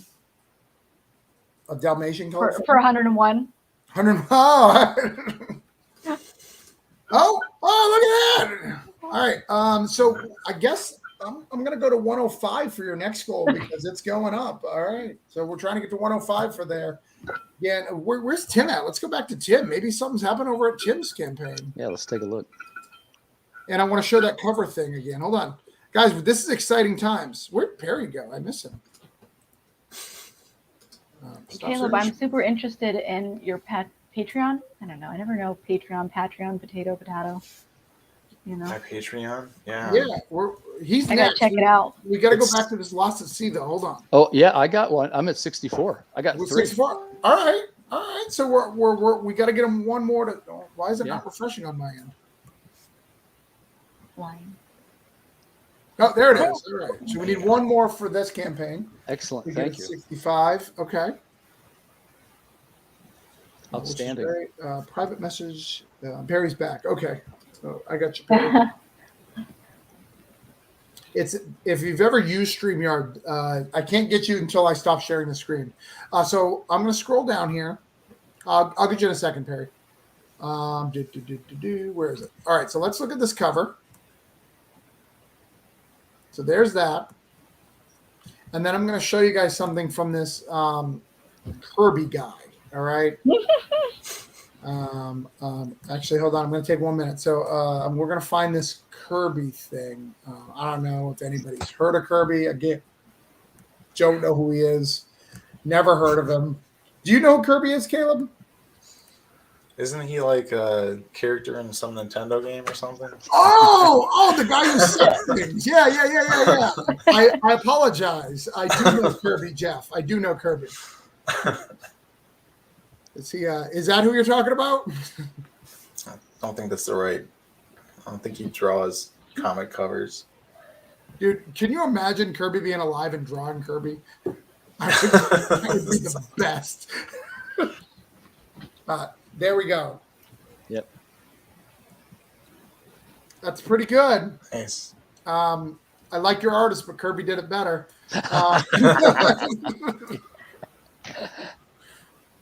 But he is the sensational DC's Jack Kirby. I love that when he went to DC, like that was like he's DC's Jack Kirby. that was a big thing back then. Right. All right. So let me stop sharing. Oh, it was huge. All right. Perry's missing, but he's there. But yeah, thanks for taking a look at that. We love the homages, and we try to always make at least one. There's a second one. We did a variant cover, if you're interested in this, and the theme of that one, it's a variant that is based on one of those romance covers from the 1960s. The one where he's kind of grabbing her arms, and but she's a robot, of course, so it just fits perfectly. Yeah.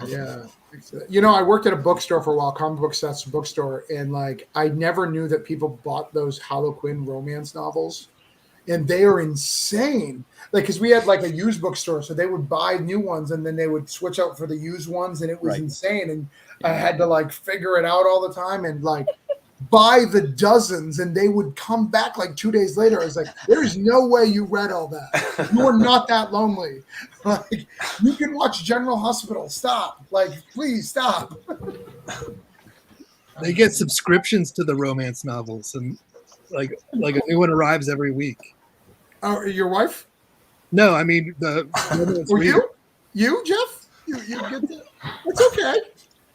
I like the Highlander ones. The guys in the kilts who just has a big giant sword the whole time.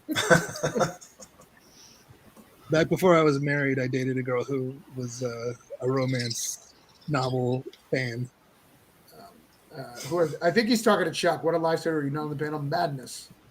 I mean, he edited Yeah, Chuck is always welcome on most anything. of my stuff. So he's kind of on the panel by proxy. And Caleb did a great interview with him recently. Which is really cool. Yeah, I had a good time on that show. All right, so let's bring up the Patreon. This is what we did back in the day before Substack, gentlemen. Before Substack came on, we slummed it here in the old Patreons. We would have Patreons by the dozen. So the thing with my Patreon, basically, you can put money in there, but honestly, it's more just a platform for me to share the process with other creators. So a lot of the content is going to be free if you go on there and just take a look. And then $1 gets you access to pretty much everything, except my books. So I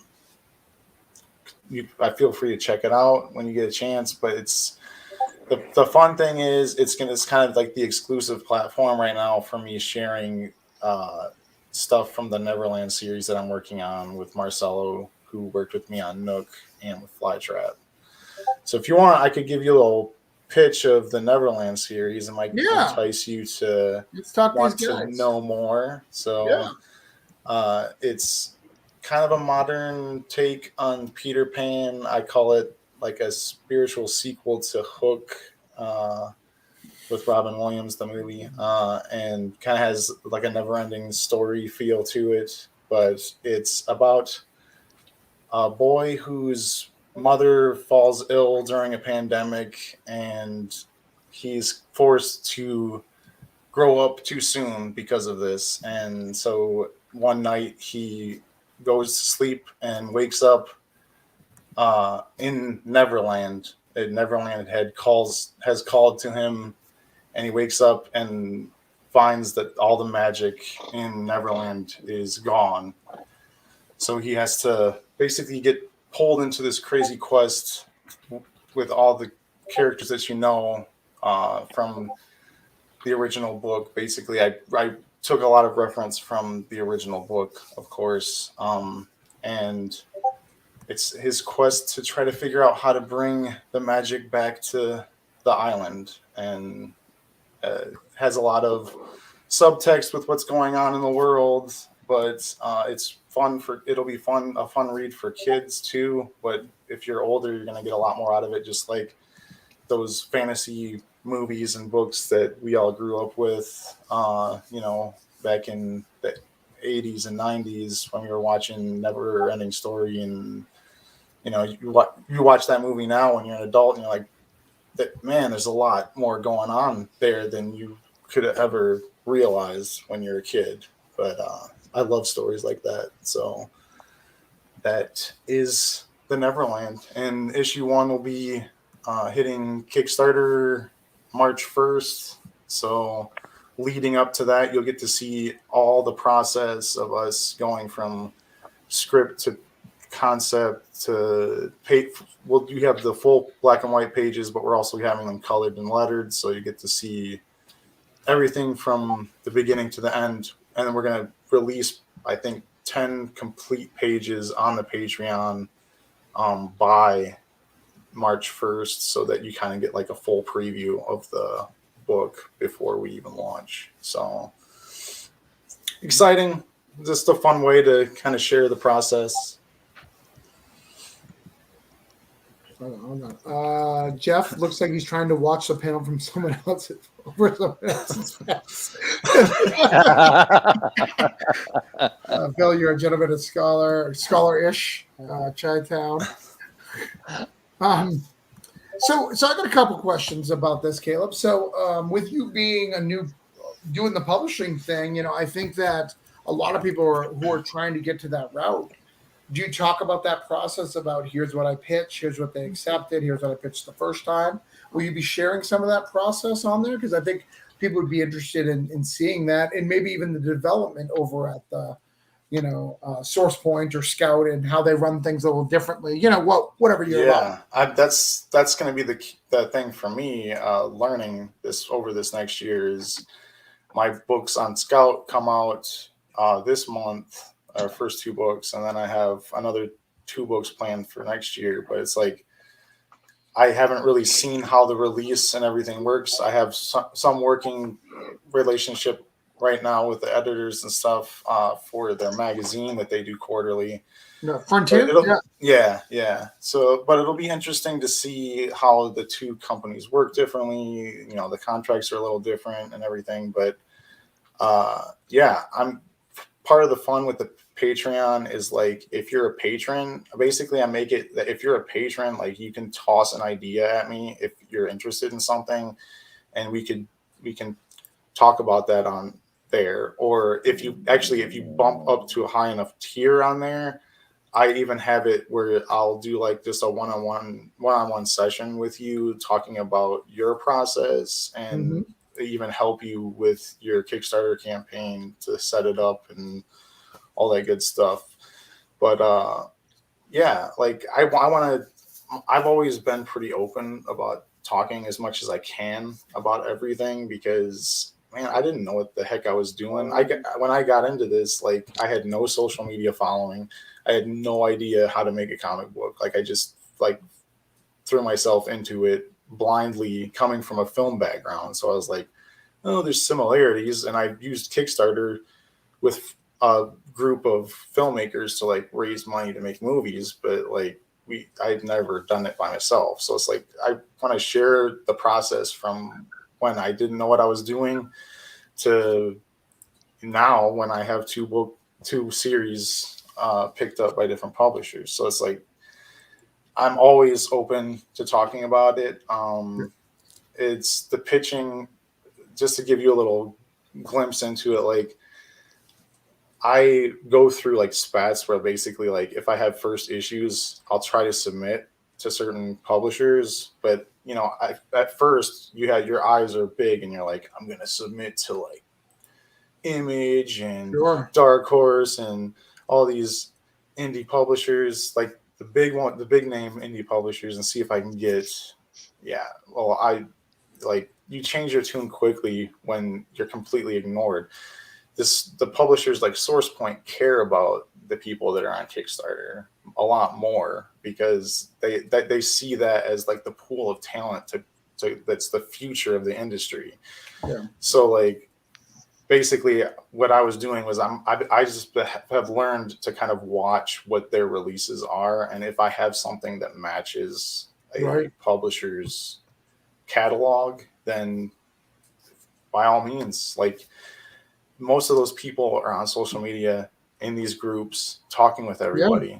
So you can find them and you can directly talk to them, send them free copies of the book just to look at. The reason Nook got picked up is because they had the book on the table when they were talking about it. The guys that got it picked up were it was them being able to pick that up and flip through it. Show somebody, right? Sure. Yeah. It made all the difference. So it's and part of that is a lot of those people are buying books on Kickstarter too. So you just have to keep making stuff there and keep submitting stuff when you can. And I mean, there's no perfect formula of what is going to work, but you just keep making stuff. Absolutely. Yeah. I have a book that's kind of at Scout now. It's scary because I don't want to do it on Kickstarter for whatever reason, but it's my most expensive book I've ever bought. Right. So I'm I really want to see what that looks like, but even because it's not officially solicited, I'm looking late quarter 2022 or early 2023. So I got to sit on that money. So what does that look like? So there's those things. And I think there's a good thing for both, right? I think feeling those markets out. It's tricky because a lot of these creator-owned publishers don't discourage you from using Kickstarter for the project. They say go for it.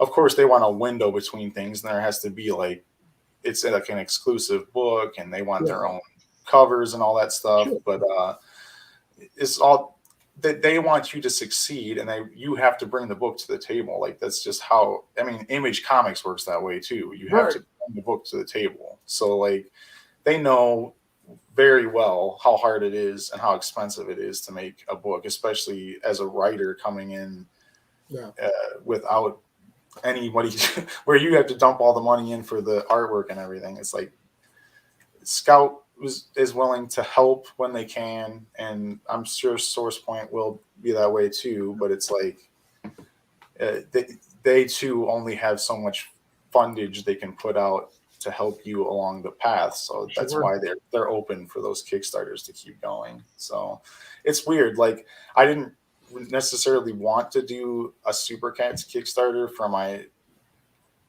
early reader. It was like the Sounds book that I did this past summer. Yeah. Because that was going to be like the new Scout book, because the other ones they want to publish, but they're just like new versions of the old book. Right. So I was like, cool, this is like the Scout book. So we did like the Kickstarter exclusive edition, which, you know, it funded. It wasn't like huge, but it paid for the art, and that's what we intended. So it was like, you guys you kind of have to balance. It's a weird balancing act where it's like, you don't want to step on the toes of the success of the book either. So on the publisher's end, but like you still have to make money too, and you still have to take your books to conventions and sell those books, even though they're out in different versions with the publishers. It's just like, that's what we're doing. The only way we keep doing this is to be selling our books. And you got to keep Angela happy. Everyone, you know, she's a talented artist. You got to keep her paid. I randomly I got offered a job. I got signed for a 5-page anthology story, like it's a paid gig, and I got a budget to hire my art team. And my wife is like, hire Angela. I was like, you don't even know the pitch. Like she is a very unique style. She's just like, I just want to work with her. I like her.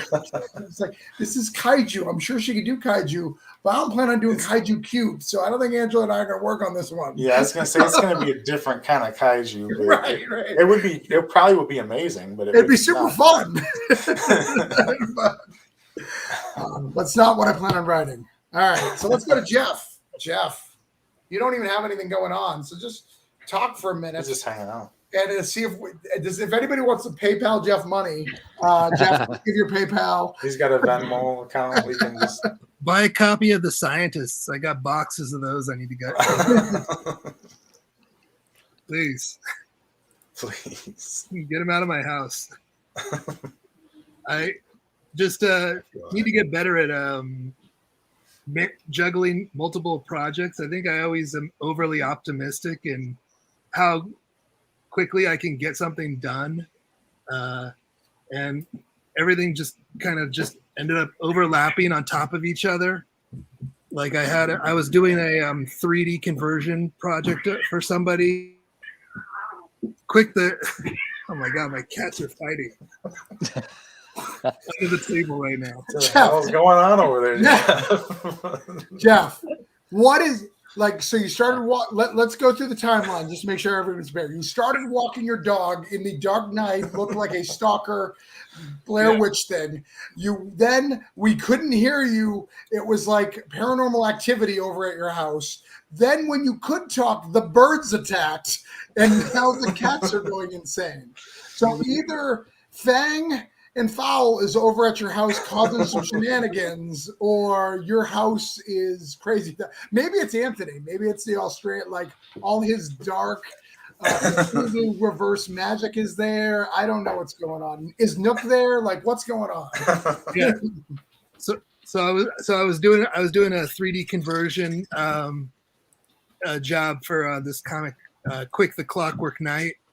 And that kind of overlapped I thought I was into my Bug Hunt Kickstarter. So like 2 weeks of that I thought I was going to have to work on Bug Hunt. I ended up going to that. And then Bug Hunt bled into Stupid Kids. And so now it's hard. I thought I need to space things out better. Right. I try to only have really 2 books that I'm working on specifically at one time, just because with life around me, like that's the only way I can juggle them. If I get more involved in that, it's just everything starts to unravel. So I get overwhelmed, and then I kind of freeze up, and I don't get anything done. I'm still waiting for the book. He hired me as an editor, and it was really cool. We talked one time. It was wonderful. For the I had a nice little story consulting session for Right. for a Which is future about the best for editing, because if you've ever seen my spelling or grammar on Facebook, I mean, you got the best part of the editing. You're doing content editing.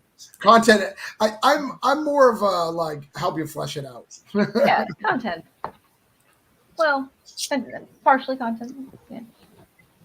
No, yeah, that one will be maybe once Bug Hunt's done. That's next. All right, I'm excited about that one. Michael, what's up? So Michael had a Kickstarter live called Wild Oni that he dropped for whatever reason, and it breaks my heart. It looks so awesome. So we got to get that back up, Michael. Tell us the status of it in the chat. I want to hear about it. So, Anthony, I'm going to have to limit your time because your campaign has 87 things. You're literally selling us everything. And Tim actually just private messaged me and said he's working on your soundtrack right now. So you've added that now too. I mean, it's getting ridiculous. So try to explain what this crazy shenanigan thing is, and what's going on in Australia. And Jeff is now bringing the cat on camera. So the story-wise, like you want to know a bit more about the story, or just give us a pitch again. We still need to get you. What was our goal here? All right, we need to get you a couple backers. We're at 158. Yeah. Actually, let me check in on Perry. Perry, has anything changed over on your end? Let's see. Sorry. All right, Perry's still the same. Perry, go ahead and throw that in the chat. I will throw that in the chat so people can do it. Jeff, we need the kitty's name. This one is Maple. Maples. Maple. Okay. Looks like a baby. So tiny. Yeah. All right. So let's go over the campaign. Anything changing over with either Liana or anybody? Oh, you're 65. 65, Tim. Oh, nice. Yes. Right. Excellent. Thank you. And though I joke that I may not make it funded, I am at 7,923. I've been moving right along steadily. So awesome. Things are going good. And let's see, how many thousands did we make over here? All right, still at 102 over here. Okay. We got to give some love to Coldblood, though. Right there. Back Coldblood. Give it a little bit of love. I'd love to get him to $1,000. All right, Anthony. Sorry. It's all you now. Tell us about this. Tell us how you are the most amazing. You're doing everything in Australia, right? You're a one shop you're the best in comics, best in everything. What's going on? So, well, my the last novel I did, the illustrated novel, was the highest funded novel in Australia. That was The Tavern of Dreams before this book. The Luminous Ages graphic novel was top 3 in graphic novels. And this book is actually set to be, if it's over 17,000 Australian, will be the highest funded comic anthology in Australia. What? Yeah. Nice. Yeah. Which I think we're going to hit. It's only $1,500 away. But yeah, the premise of this story, the Baizé is this mythical creature that knows everything about all monsters in the known universe, knows about all 11,521 monsters. And the dragon gods from our comic book series fear him because he can give up the strength and weaknesses of all the dragon gods. And so he gets his artifact, the Baizé 2, the Book of Monsters, gets stolen by our villain, the Masked One. And this villain opens up portals in our world, allowing an influx of monsters to enter the world and basically swarm and cause chaos and all that sort of stuff. So it's a comic and an anthology. So it's got 30 pages of our story that continues on from the first 2 books. But then there's 26 pages of anthology submissions of stories that have been submitted by a range of creators. It's not all Chinese mythology. There's Aztec mythology. There's a bit of Slavic. There is obviously Chinese monsters in there as well. Mm. And also the Book of Monsters, like although it's Chinese mythology, 11,521 monsters. I don't think China owns all knowledge of all monsters in the known universe. So there will be other monsters like dragons, and there's obviously different creatures. We have actually got our own unique creatures, those gem devourers that you saw there, our own dragons. We have our own characters as miniatures as well as the Chinese mythology creatures. So you can actually get resin miniatures sent to you, or you can get the files and print them yourself. So we have digital STL files for 3D people that have got 3D printers. We also have the digital comics as well. So you can get the last 2 books, the first graphic novel that I ever did, 133-page graphic novel. You can get the second book, Tavern of Dreams, which is an illustrated novel, gorgeous book. I basically just moved into my house, so I don't have it here to show you, but I might have the graphic novel here to show you. It's a hardcover, so this is a soft cover, but I'm not sure if you can see. This is Yeah, let me bring you up. Sorry, I'm scrolling through and I'm so busy doing some stuff. All right. Yeah, it's a nice looking book. Thank you. Yeah. So, like I said, the first book's more about Greek mythology or Middle Eastern culture, and I'll just show you a spread, one of my favorite spreads that I like early on in the picture piece. So that's the sort of quality of the art. Yeah, it's nice. And I'll just show you another one further down. And that's all you, right? You that's all you. Well, it's me and another artist called Rob Richardson. He's based in Florida, so I can do it all. But this book became so big that I got Rob to copy my style, and so I might have painted 4 pages, and he did another 2. I did another 4, he did another 2. It's like a 50-50 on the art, I wrote the whole story though, obviously, and I did the concept design for all the characters and all that sort of stuff. This is just gives you another example of the double-page spread in the comic. So you can get this is a soft cover edition, but you can get the hardcover edition coming, which is already just got in from overseas. I don't have it in here because I just moved the house. But there is 2 hardcover books before this that you can get: a hardcover graphic novel and a hardcover novel, which is A5. It's a smaller book, and that's gorgeous. They've all got like foil printing on there. They got all these, because the illustrated novel did so well. We unlocked foil text. We unlocked foil cover, a cloth bookmark, a dust jacket, all that sort of cool stuff. So it's quite a really lush book. It's something really pretty. You know, a lot of people just get it because of the pretty factor, the gold stuff all over it. So, that's pretty much the series. At the moment, it's a 3-book series, potentially a 13-book series. So I got my work cut out for me. So I don't know why I decided the first thing to do was like a Lord of the Rings style book series in comic form instead of novel form. So, but that's just me. So I'm ambitious. Yeah. So do you have any retail tiers, or no? Or only for Australia? Okay. Not yet, but I can set them up, you know, so it's a good idea. I know of a store here in Florida that would probably be interested in getting the RPG side of it and the comic side. They do a comic RPG stuff, but it may cost them more to do it, so you may need to do a small print run. But if it's look at that foil, it's beautiful. Yeah, but if you get the if everything works out, maybe we could print it here, that version of it, Mm-hmm. Yeah. So I've got like 1,000 graphic novels here. It's just a shame that I can't ship over the hard covers. I mean, we might be able to do a deal with shipping a box of books to them. So yeah, I know what the costs are like to ship at the moment. They're probably pretty high. So, yeah, I'll get you connected with them. After we're done this, we'll connect with them directly. But I think this is right up their line. They love things that connect comics and gaming because they're a comic gaming community. So anything that can connect the two is very, very good for them because they're always trying to move people across the aisle, right? It's like 2 stores, right? Hey, gaming side, come over here. Look what we got for you, and vice versa. Yeah, we also have like the card game as well. So that was part of the Luminous Ages card game, which is like a trading card game too. So yeah. Wow. And you've got it, not only that, like if you guys are just catching up now, Ramatari Snowpaw has a story there. Like he's using people's existing characters too. Like whole shebang. Yeah. Very lucky to get Rob onto it. I mean, I think I wanted more creators. I think we got about 6 or 8 creators, and I was like, I wanted like 15, but I'm like, you know what? Managing 8 to 10 people, like getting like is a big job, you know.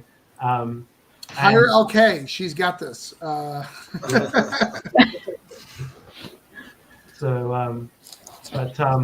It's been good doing an anthology. I will do another anthology, but like I said, just focus next time on just anthology. It's been good. I mean, like I said, 10 days to go. I mean, in hindsight, if I didn't hit the 45 days by accident, maybe it wouldn't have raised as much. Like maybe the next 10 days it'll go crazy and we'll hit what I want, you know. I'm grateful for what we have got, and the community, Kickstarter community, is amazing. Literally has kept my business alive over COVID, you know. And without Kickstarter this year, I would have been screwed in the pooch, you know. I would have had to take on another day job or something like that, you know. So it's just it's the fans that make it, as you all know. Like, you know, getting any support for your work is just a really humbling experience. And I think gratitude is it doesn't, the words gratitude don't explain how grateful I am for fans, you know what I mean? Right, sure. You know, and even this, like coming on and talking with other creators, and the way we, like the community of comic book people, you know, sharing and cross promoting. And this is your 14th campaign. You've done a few. Yeah. Okay. Yeah. I've been a busy man, yeah. So. All right, you don't play. I was going to be like, let me explain to you how you may do really well on things, but it looks like you've already got it figured out. All right, never mind. Look, it's been a lot of learning. I mean, it has, you know, I think from the first Kickstarter, first issue of Luminous Ages, we raised $4,500, and we only wanted $1,000 to do a print run. And that blew my mind, and I'm like, wow. And then you probably know Comics Launch. Yeah, of course, yeah. So I took his courses, and that helped me a lot. But there's Jeff, still sorry? Jeff, myself, and LK are all members of Comics Launch. Yeah, same. So I got involved with that community, and that's helped me a lot, you know, just learning from that. And, you know, obviously there's always more you can learn. And I feel like the marketing side is, although people look at the success and go, wow, you know a lot about marketing, I just think I'm really just doing the basics. I don't really feel like I'm doing enough. I feel like it's just so overwhelming. I just want to make the story and the artwork, and it's like, man, you got the marketing side of stuff, and it's just like, oh my God, it's like another can of worms. And that overwhelming feeling of having to always market a new project, and, you know, am I doing this right, or am I screwing it up, or, you know, it's hard. And, you know, but you just got to do it, you know. And I can't think of any publisher that would take on a 13-book series. I mean, we are talking. One good thing that happened, because the novel became the highest funded novel in Australia, I now have a producer. So she's come on board, and she's pitching it at the moment. It's not as a TV series for children.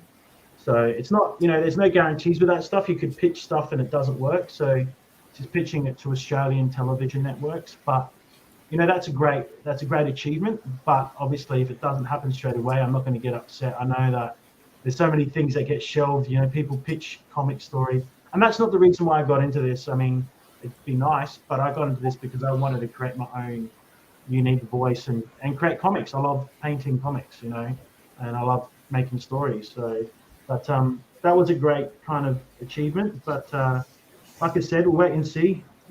You know, if the ABC in Australia picks it up, or they're interested in it. So, you know, it's going to take time. You know, so they might review the 3 books and go, no, it's not for us. And then the 10th book, I'm like viral and making $1 million, hopefully, knock on wood. And they're like, can we? You know how we rejected you? Can we now make that animated series? You know, so you just, you know. I was talking to somebody in Australia. I can't even, the XCR guy. I can't even think of his name right. Sean Keenan, XTC. Yeah. He's a good mate of mine. Yeah. Yeah, I love him. We've chatted privately a lot of times, and he's like, I'm the biggest comic selling, the highest selling comic thing in Australia. I was like, dude, that's really impressive. He's like, no, there's only like 60 of us, like total in the whole country. I was like, oh. I mean, I'm still proud, but like less proud. He's like, it's 50 people and 10 kangaroos who are doing it. You know, there's not. And Yeah. those kangaroos aren't really selling comics. They're just like they stuff some in their pouch, and if we catch them, you can get them. Yeah, he's been doing it for a while too. I mean, the benefit of Sean, what he's doing is he's like a writer. He doesn't have to work that art. He's got the Right. hiring the art. But I mean, if I had a spare budget and I could hire more people, then I probably would have had 20 books out by now. Or but I've got 3 books, and the good thing about it that's come out of this anthology as well is Benjamin Flaback, although he submitted 12 pages, we're working on another. We're going to continue that story of the Slavic gods Perrin and Logos, I think it is. Those Slavic gods are going to have their own story in the Luminous Ages world without characters. So we're doing another little graphic novel probably next year, might be even March next year. So we're going to be co-creating that Kickstarter. So that's another book I can sell at a con, you know, and I'm not doing the art on that. I'm actually just writing. He's got an art team. Nice. I said, I can do the art, but he goes, I'm going to pay for that. But I'm going to provide 3D models instead. I'm going to work with my 3D art team. We're going to do miniatures from Slavic monsters and gods, and so maybe 10 miniatures. I'm not going to do like anything crazy like 50. I think 50 miniatures is too much, but like this campaign. But we're definitely going to have some miniatures with the comic. So yeah, that's been one good thing. And yeah, Australia, like, you know, is a small place, but I still think it's a very challenging place because, you know, the first thing that got axed with COVID was the grants. You know, funding arts straight away got axed. You know, even though I said like I got the highest funded novel, like I still think that was a great achievement. The fact that my novel, it's the first novel I released, did so well. It beat the highest funded novel was about 17,000. We hit about 22,000. I feel like that is something to be proud of because there were quite a lot of Australian novel projects beforehand, and even now this anthology, like the moment you can change. I don't know if you guys know this, but you can change your category of your project every day if you want to. No, I didn't even know that. So I'm now under tabletop, but last week I was doing under anthologies. Next week I can go under comics, but I'm definitely changing the category on the last day to anthology because I'll have the #1 anthology then in Australia. So, but you're allowed to do that if you do multiple things in your campaign. So if you do want to release a set of miniatures, you know, with your comics, you want to hire a 3D artist and you want to do that. I mean, I've got some contacts I can help you with, you know, you want to hire my team to do a bunch of 3D models for your characters in your comics, you know, it's another way of hitting another audience, the RPG audience, you know. So I think there is crossover with comics, like what you're saying with that shop in Florida. A lot of people that like comics are going to like tabletop, and a lot of people that like tabletop or like the card games like Magic or Yu-Gi-Oh, they like comics and they like fantasy fiction. So, you know, I'm lucky in that sense. And I think it, you know, I mean, it doesn't matter whether you're in fantasy or sci-fi. I still think, you know, if you play Warhammer, you're going to like a sci-fi comic, aren't you? You're going to be open to reading a comic, you know? All right. Yeah, absolutely. So I'm going to cut you off there because we're almost at the 2-hour mark. So anybody's got to go. Like, I totally get it. So is anybody going to take off? I have to take it. Sorry. Sure. Yeah. 12 is going to be my cutoff, fellas. Yeah, I might bounce at 12 too. You're good. You're good. You're good. Well, why don't we say our goodbyes? We'll go around to the people who need to say goodbye. We'll get that done. And anybody wants to stick around, I'll probably stick around for a little bit longer. Okay. Charlie, such a great looking group of books. Yeah, thanks, Charlie. Appreciate it. Charlie's the co-publisher of Scout, so if he says it looks good, you know, that's a good sign, right, guys? Yes. Oh, wow. All right. So let's start with you, Tim. Say your goodbye. Well, actually, Perry was first. So Perry, you're going too? No, I was just gonna stay until. Okay. All right. Cool. All right. So Tim, go ahead first. So you were saying. Yeah. So the first thing I want to say is thank you so much for inviting me, and it's nice to finally put a face to some of these names. Just about all of you I know in some way or another. So I'll definitely friend everybody and I'll share everything. And I did want to mention too, if anybody wants like a free PDF to promote with their Kickstarter, I'll swap with you, just on general Nice. principle. And I got a couple good ones, so let's stay in touch with each other. And other than that, just man, it's a real pleasure to deal with professionals, and thanks so much for including me. Yeah. So Tim, let me give you some advice since you haven't had any formal trainings. One of the things I notice about your Kickstarters that's really good is there's campaign shares. So Yes. there's a group. Are you in the group that's the cross promotion group? I think so. Is that Russell's group and David? No. There's a small group that I could add you to that. Okay. Just for cross promotion. And what you do is basically when you do an update, you add someone to the bottom of your update. I don't know if you've ever seen that from someone else's campaign, and it helps. Yeah. And what I've learned on the average, not if your book is quality and put together, you tend to get one for every 100. Okay. It's not an exact science, but for one for every 100. And it also depends on when they post it, right? If they post it at 1 a.m, you're probably not going to get the same result. But if they post it at a good time and stuff, so that's always a good thing. So every time you do an update, try to find another Kickstarter. Say, hey, can we swatch updates? That's how people get some of these bigger numbers. Yeah, and I have like a couple of people that I'm partnered up with, but like I say, I'm just kind of starting, so I'm all ears. Yeah. Just message people, get it going, because I want you to get to that 100. Thanks, man. I'm telling you, I think this will be the one. Yeah, it's going there, and your art looks fantastic. I know I've made a joke that I'm going to steal him. I'm not going to steal him, but I am going to hire him for a cover. Like you definitely should. Yeah, you definitely should. So I think he would make a beautiful Cthulhu Invades Oz cover. What do you think, LK? We still definitely. Hey, something you should know. One more. Something you should know that is relevant here. Erwin was my artist on the Cthulhu Hard to Spell Volume 3, but he dropped out due to an objection with occult material. So I should probably not ask him? Well, maybe not about Cthulhu, but if maybe he'll say something different to you. But there's all kinds of people. He's a very devout Christian, so Sure. certain forms of depictions of demons bother him. Yeah, no, that's awesome. That's awesome. Yeah. And I love anybody who is respectful for their faith. Like, I'm never gonna get mad at someone who is upset with something because of their faith. Like, that's never gonna bother me. That's actually how I ended up with Erwin on this Lost at Sea book, because when he dropped out of the Cthulhu story, I put him right on this. Sure. And so they both got done at the same time. So you have no problem with killer robots, right? They're not again. The killer robots are a big part of my mythology. Right. All right, Tim. The book is Lost at Sea. Make sure you do it one more time in the Facebook. I'll try to add it to the YouTube links. But I think the book looks great. The art is fantastic. You've got a winner here, man. Congratulations. Keep creating things, and message me if you have any questions. If there's anything I definitely will. I definitely plan on staying in touch with you guys. All right. Thank you very much. All right, see you. Thank you.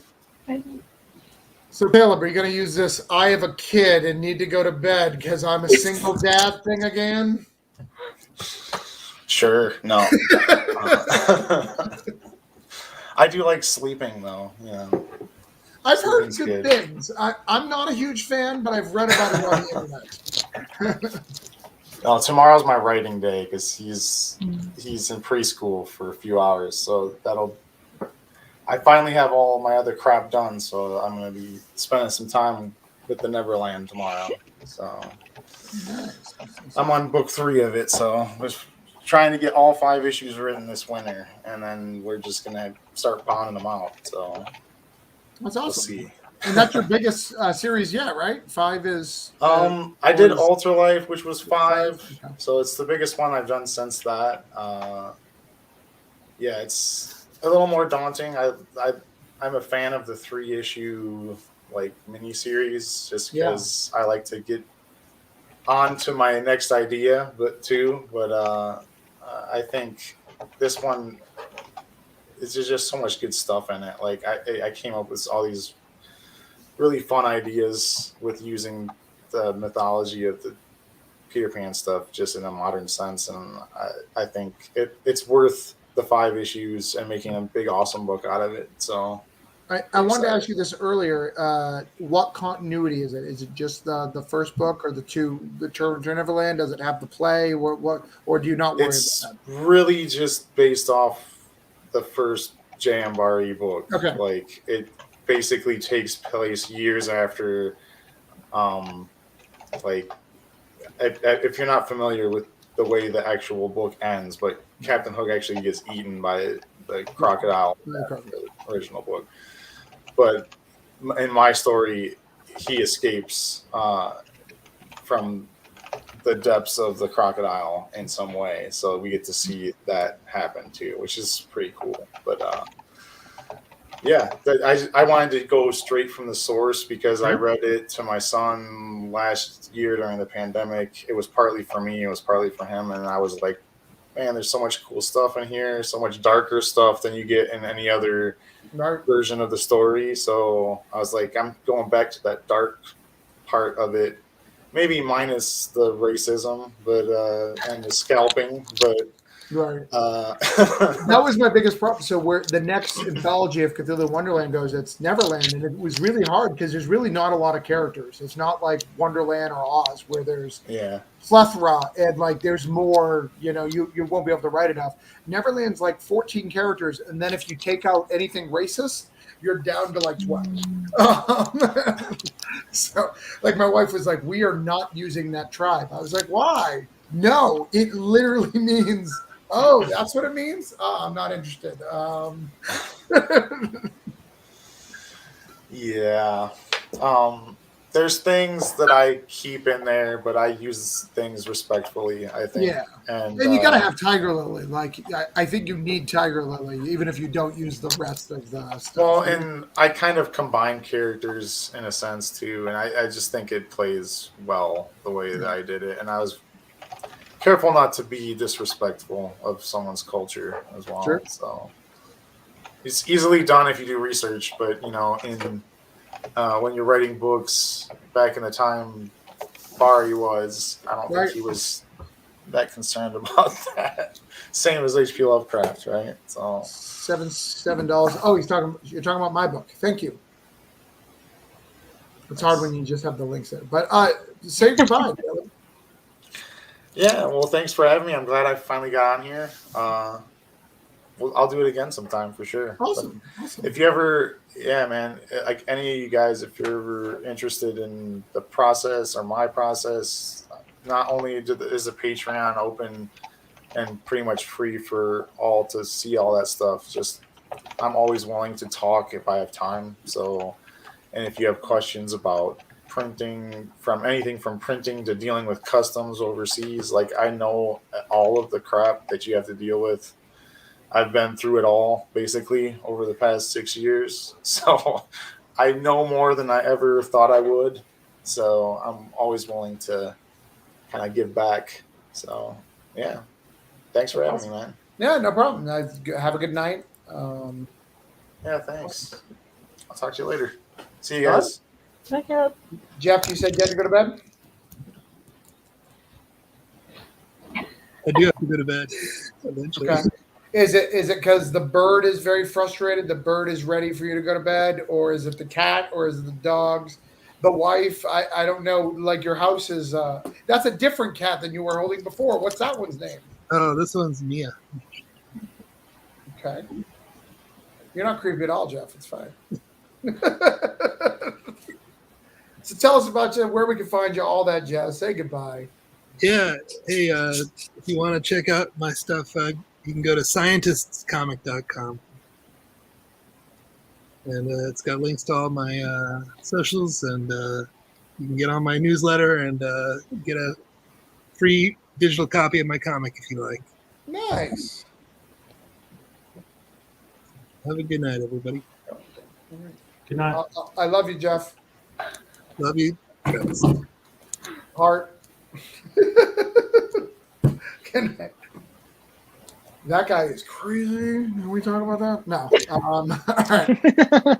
Anthony, you're going to take off. Yeah, I'm going to go and drop off a big canvas. Like, isn't it just like first thing in the morning? Like don't you just get have breakfast right now? It's 3:30 p.m. 3:30 p.m.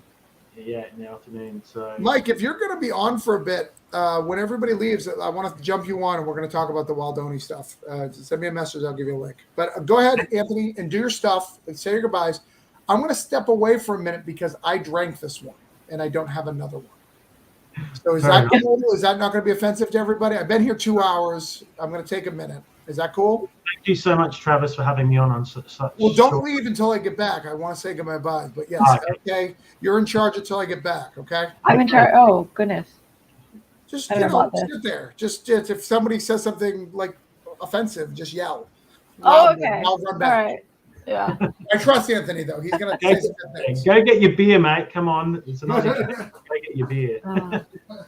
Michael, your link wasn't coming up for me. By Zay. I'll get it. Mike says he has a podcast, comic, and Pop-Tarts, but I don't know. The link wasn't working for me. Yeah, I'm it? searching it too, and it's not coming up. 1 minute break every 2 hours. Well, thanks. Thanks for having me on. It's been good fun. Whereabouts are you folks in America located? I'm in Texas. Yeah. I'm over in California, so everybody's on the other side from me. Yeah. Well, kind of. Perry, you're like halfway. Is it still daylight? Yeah, I'm in the middle. Oh, no. Not nowadays, because we got the darkness coming early. Oh, wow. So it's like 5 or so it's dark. 5 o'clock, it's dark? Wow. 5 or 6. I don't know. I have a small mountain that I live by. So the sun does like half an hour before everywhere else. It's darker. Yeah. Sounds like fun. Yeah. I don't like it. Yeah. Well, I like the other time when it's like till like 8. Yeah.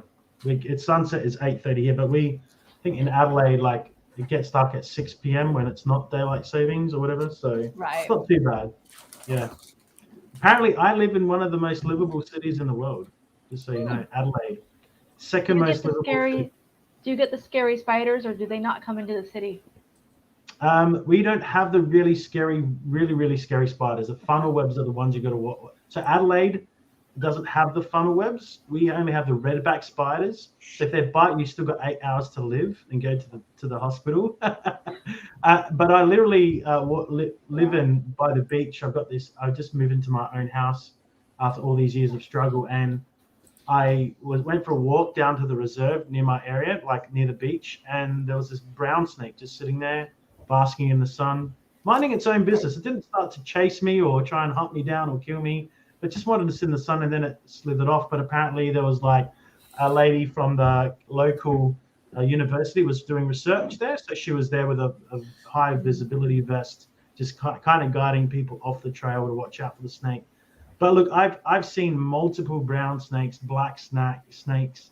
These are the top 10 deadliest snakes in the world. Never been bitten, never been harassed by them.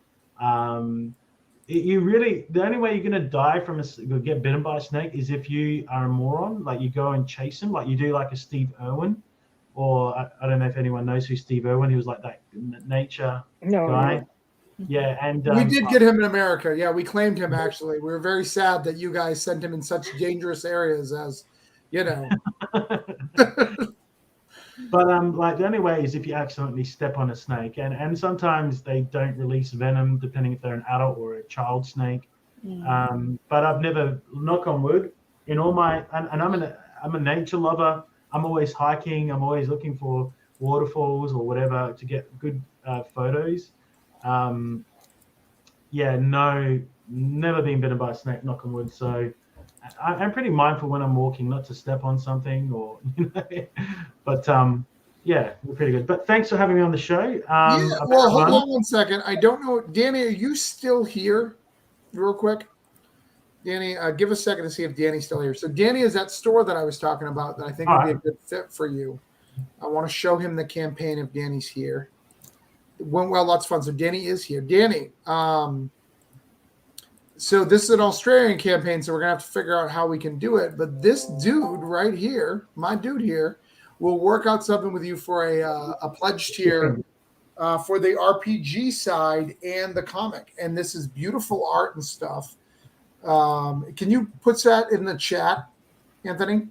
I think I put the chat. I You put it in the private. Can you put it in the chat because they can't lick on the screen? I'm not sure how to do that. So go on Facebook and just find me talking on this. Go to Travis Gibbs Facebook. Yeah, just to you. Or... No, not to me. Just go on my Facebook wall. All right. Okay. And then find this video that's playing right now on my wall, right. And then a couple posts down now. Well, yeah, I may have posted something since then, but I may have a look and just post what the Kickstarter link or the Kickstarter link. Yeah.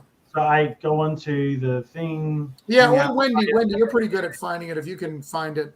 You can find me through my website as well, and there, you can start to read some of the comic for free. But yeah, Danny, so this is a RPG. It's got miniatures. It's a 5e, and it's got a full anthology connected to it. It's dope as hell. And I think that your store specifically would do really well with this. He's in Australia. His Australia is the highest selling anthology of all time in Australia, right? Yeah. It will get. I mean, it's the highest funded anthology now, or almost about to be. It's the highest funded novel in Australia as well, illustrated novel. The graphic novel is the top third graphic novel, or top three graphic novel in 2018 on Kickstarter. The Luminous Ages series. We have Tavern of Dreams and Luminous Ages. The new hardcovers just came in from overseas. They are in stock. We can ship them out to you. I also have the board game as well. It's called Luminous Ages. The original series is Luminous Ages. You can read the comic for free, like 2 or 3 episodes for free. I started out as a webcomic, and just getting bigger and better. This is the 3rd book in the series. If you want, I'm happy to set up. If you want to message me on Facebook, you can find me under Antonios Christou, or you can email me or through my website. Just contact me through my website. There's a contact form. I can pull that up, and he can message me. If you want to do a retail tier, I can do a wholesale or retail tier, and I can work out shipping afterwards or whatever. Yeah, Danny, I think you should really talk to him. I think the game looks really good. Me and Wendy both found it and linked it. I think it'd be a good fit. Oh, we got your backer too. We're trying to get you 160, and I haven't backed yet. So you are at 160. I just haven't got to it yet. I backed yours as well. When I first saw Cthulhu in Oz, I was like, is that Australia or is that? I just realized it was like, the Wizard of Oz. I was like, that would be cool. Cthulhu invades Australia. Oz. That's a comic story right there. You know, Cthulhu lives like near me. Like he's basically kind of like between New Zealand and Australia. That's where Cthulhu is. You're aware of that, aren't you? I'm not aware of that. No. So in this, if you read the Call of Cthulhu, Lovecraft describes a sailor going out towards the Abel Tasman, which is the kind of the southern island of New Zealand, but to get there, he has to go to Sydney first, or he goes to South Australia or Sydney first and gets a ship. And as his ship leaves Sydney or the southern coast of Australia, where I'm from, leaves like South Australia, goes to Sydney, and it's in between kind of New Zealand and Sydney. That's where Cthulhu is, and he sees this dark vision and goes crazy and has nightmares and whatever. Gets terrorized by the vision of Cthulhu himself, So. Well, you have great stuff here, so we'll figure it out. And like I said, I'll volunteer to run a session, online session with like a few players. So if we want to figure something out, we can do it. Yeah. I've still got 10 days, so let's do it, man. Like if you want, we can talk about it. I've got some stuff. Just message me. Yeah, we'll figure it out. You use Roll20 or what do you use? I can use Roll20 or we can do it live. There's all sorts of different ways to do it. I reckon live is good. Let's do a live one. I'm up for it, man. Like if you want to be. Yeah. If you think it'll help your campaign, we'll add a pledge level. We'll make it happen. No problem. Yep. All right, cool. We'll talk about it. So thank you so much. Awesome seeing you all and nice to meet you all. So yeah, Danny, take a look. Message him privately because he is in Australia, so you have to figure out all that stuff. Yep. He thinks he can make it drop ship pretty affordable. But I'm actually funnily enough, I'm going to Pack and Send and a shipping company here right now to ship a big painting.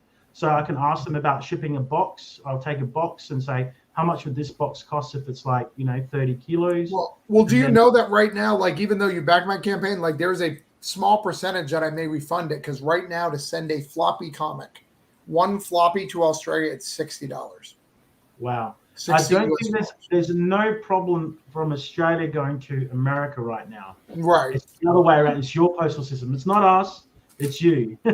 So, Well, you guys put the ban up, but oh, really? you guys put the ban up, but Yeah. we're we're aggressive. Like we're like fine. Yeah. No, we Okay, don't worry about it. I think it's going to be down before January. I think it's but gonna. we can still ship things. Yeah, I've got actually. one Yeah. Australian backer right now. Yeah, be Or scared. at least one last I checked. Yeah. Yeah. Yeah, Even like if I you- literally was like, I can literally cheaper print it there. Yeah. But like I said, I don't think there's an issue shipping from here to America right now. I'll go and ask in the shipping company. So Danny's in Florida, and like I said, the only other thing is I do have like my colorist or artist Rob Richardson. He's in Florida, so I might be able to ship a stack of books. The next print run, ship some there. At least the D&D RPG book, and go, hey, I'm going to ship 100 from China to America, and that way they're in the US, or I've got 200 copies there sitting with Rob, and then when I come and do shows, or I've been to the US before, and I'd love to come back and do a show once this pandemic crap is all over. And he said we'd love some. Yeah. No, I think it'd be a good fit. I think that's exactly what that store likes. They love supporting indie comics, but if they can get an indie game and an indie comic, like they're sold. That's going to help. Get him to reach out. Yeah, get him to reach out. And Danny's, feel free to message me, and I can set up a tier. And then the shipping we can work out later. I'm not charging shipping till later on Backer Kit. And like I said, we're going to ship. I think this book I'm definitely going to ship at least 100 copies to Florida. So absolutely. He also has so he does several podcasts throughout the week, like podcasts, like video chats. One of them is specifically for D&D, so you could probably be on that show. So. Fantastic. Thank you, Travis. You guys are all awesome. Have a good night. And let me know if you want me to share all your projects. I'm happy to share them as well. Of course, we want you to share our projects. Yes. Of course. Perry's only got 20 hours left, though, so him first. Who's that? Who's got 20 hours left? That's me. Done. I'll do that now, man. So all good. Thanks. About to do one today. So I'll do one tonight, and I'll make sure you get it. All right. So. All right. See you. Thank okay, you. are you leaving me? By the time we get through goodbyes, I think probably. Oh, well, nobody else is leaving. I mean, unless you want to leave. Perry's staying. Yeah, I probably got 15, 20 minutes max. I didn't quite finish up my work. So. But does your work? I'm so close to funding. I can't go to bed till I fund now. You got to stick with So it. that's how long you're going to? Now, yeah, it wasn't that way when we started, but it's things are going well for me. It's not this show. I wish it was. It's really because I added that hardcover tier. So a lot of people are switching their pledges to the hardcover tier, and I knew it was going to do well. I just waited to the end. You should always save something. Always save something to keep it interesting. So. Well, that might be for next time for me, because Okay.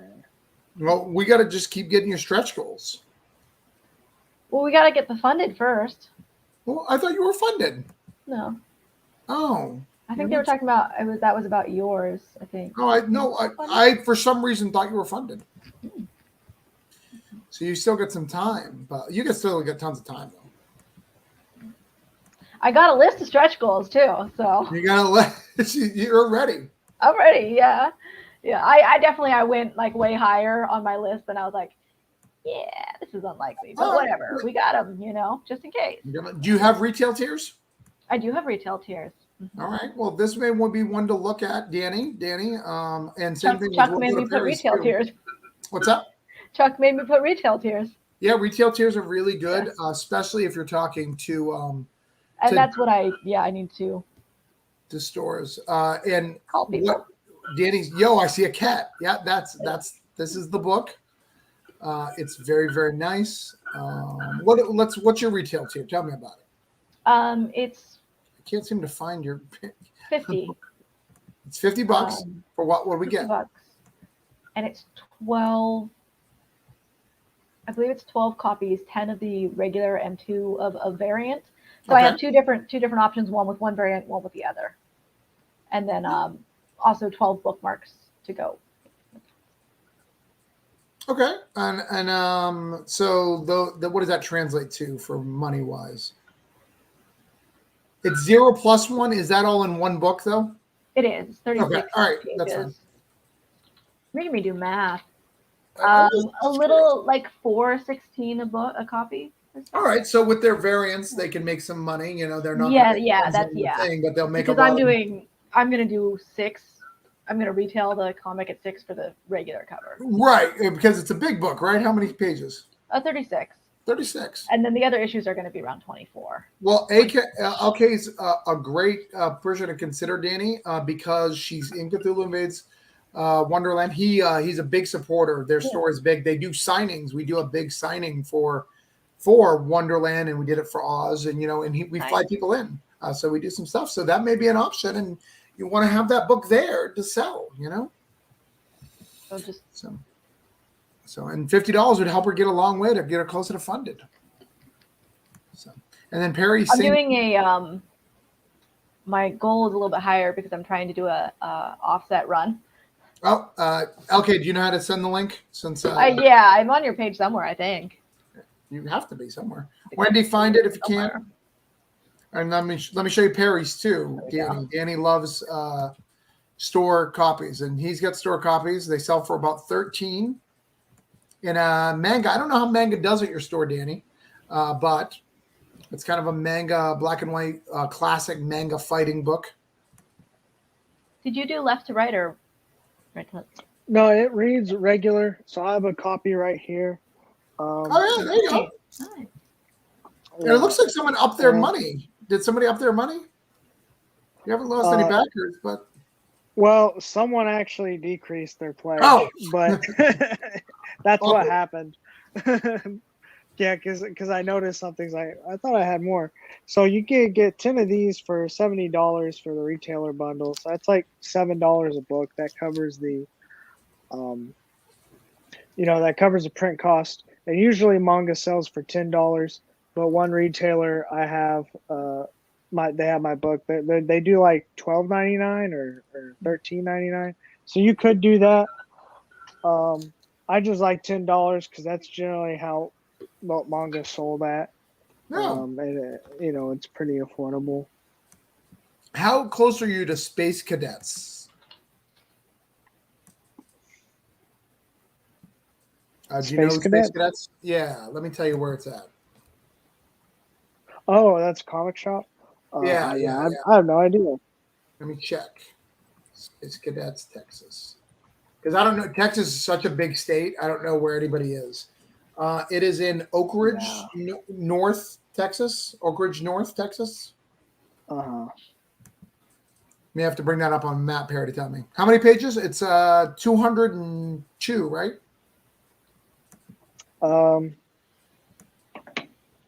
Yeah. 202 pages. Yep. Let's see. That's probably my closest LCS is the Hive Comics, which is a little over 30 miles great, from me.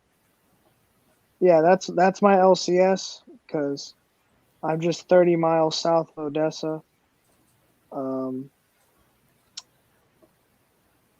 Well, one of the things that for both of you guys, if you don't know, for retail tiers, and Mike, are you coming on? I sent you a message. For retail tiers, you can get, and Danny, you can come on too, but I know you're probably really tired because we're tired. So you can, there's a Plan C. It's a Facebook group. If you're not part of it, go ahead. You can't you have to request to join and they have to choose to join you. But what Plan C is a bunch of retailers who may take risks on indie comics. C or B? Maybe it's Plan B. Good to know. Hold on. I think it's Plan C, but maybe it's Plan B. No, it's Plan C. Distribution channel. Oh, okay. That's probably better than what I was doing. Okay. So request to join and go ahead and place your retail tier there. Introduce yourself. Do that. Same thing with you. Do it because they may take a risk on you. You know, I have some big backers that I've gotten from there. They're not coming up. I just sent it to you. Okay. I can send it to you too, Perry. If you want. They're hidden, maybe. They may be because they don't want like thousands of people there. Oh yeah, no, I can't even. You can't even see it with the link. No. All right, hold on, maybe In the private chat. let me try something else. This isn't private chat. This is Oh actually, wait, was that? Did you send me a post or the group link? no, I sent it via Facebook. Yeah, no. So I mean, is the link the group link or is it a link? Yeah, to it's a group link. Yeah, no. They might be hidden, maybe. All right, let's try this. I'm still with you, Perry. Just give me a second, if I can't get thanks, it to work Danny. for her. Did that work? Let me see. Go check. I just sent you an invite, so it may be in like your notifications. By the way, this is riveting channel talk for everybody. Hey, you know, we're at like Yeah, 12, alright. 20 your time. Backed fag and foul A and B. Nice. Thank you. We appreciate that.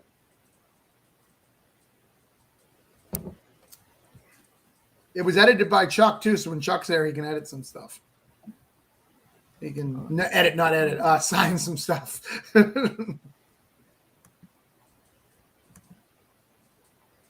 I don't know if that. Yeah, makes it says pending. It didn't Okay. ask me any questions, but I got comic stuff on my Facebook page right now, so they should be able to see. Space Cadets is a good 7 hours from me. Oh, okay. All right. So that is the store, by the way, though. So that is the best indie store with the best indie support. So you can get a relationship with them. They'll normally do a signing. In fact, they're doing a con this weekend that you can sign up to for free at their store. I don't know if 7 hours is worth driving for a con. That's up to you, but isn't it insane? Oh my God. Okay. I know you got to go, and I'm funded, so you can leave in a second, but hold on.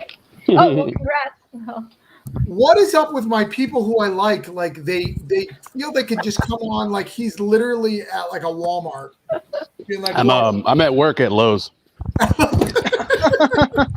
on break. Work. Yeah. All My right. dedication. All right, give me a second. Okay, it has to go.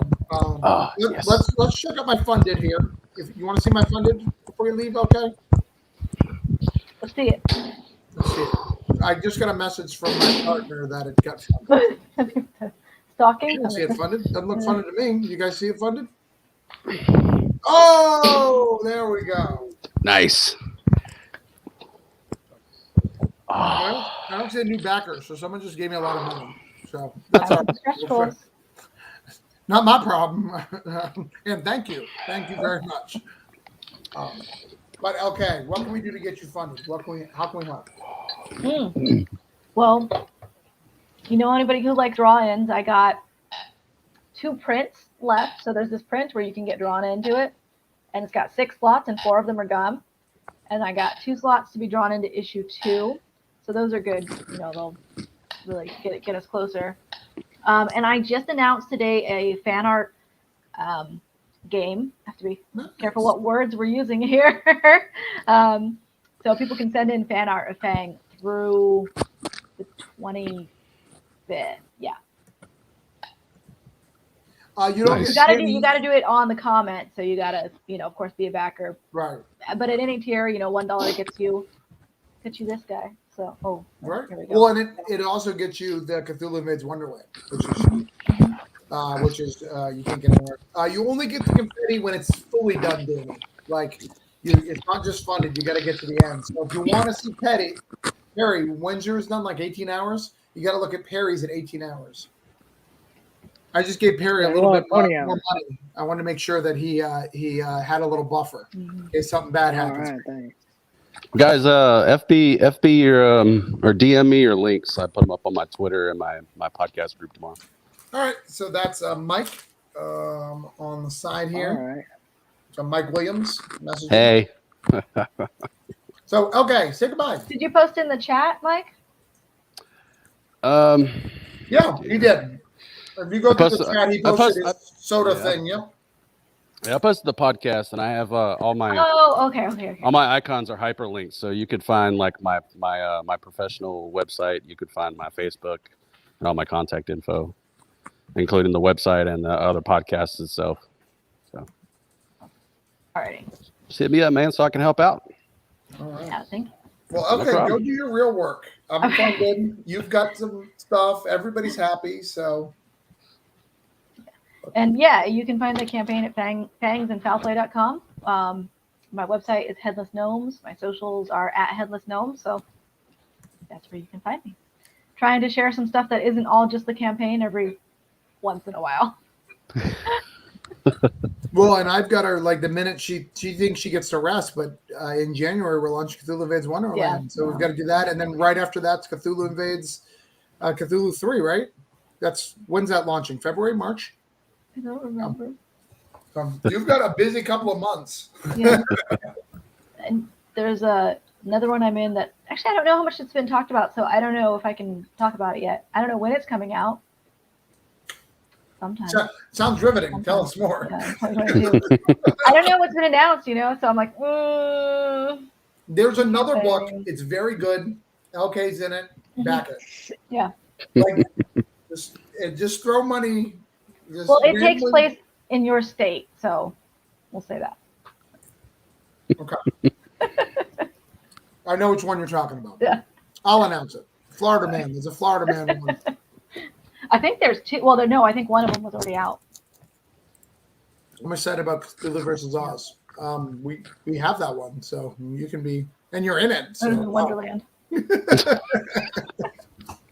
also in that one too, so no problem. But good night. Okay. Congratulations. Everyone. Thanks for having us. Yeah, thank you. Okay. Bye. Bye-bye.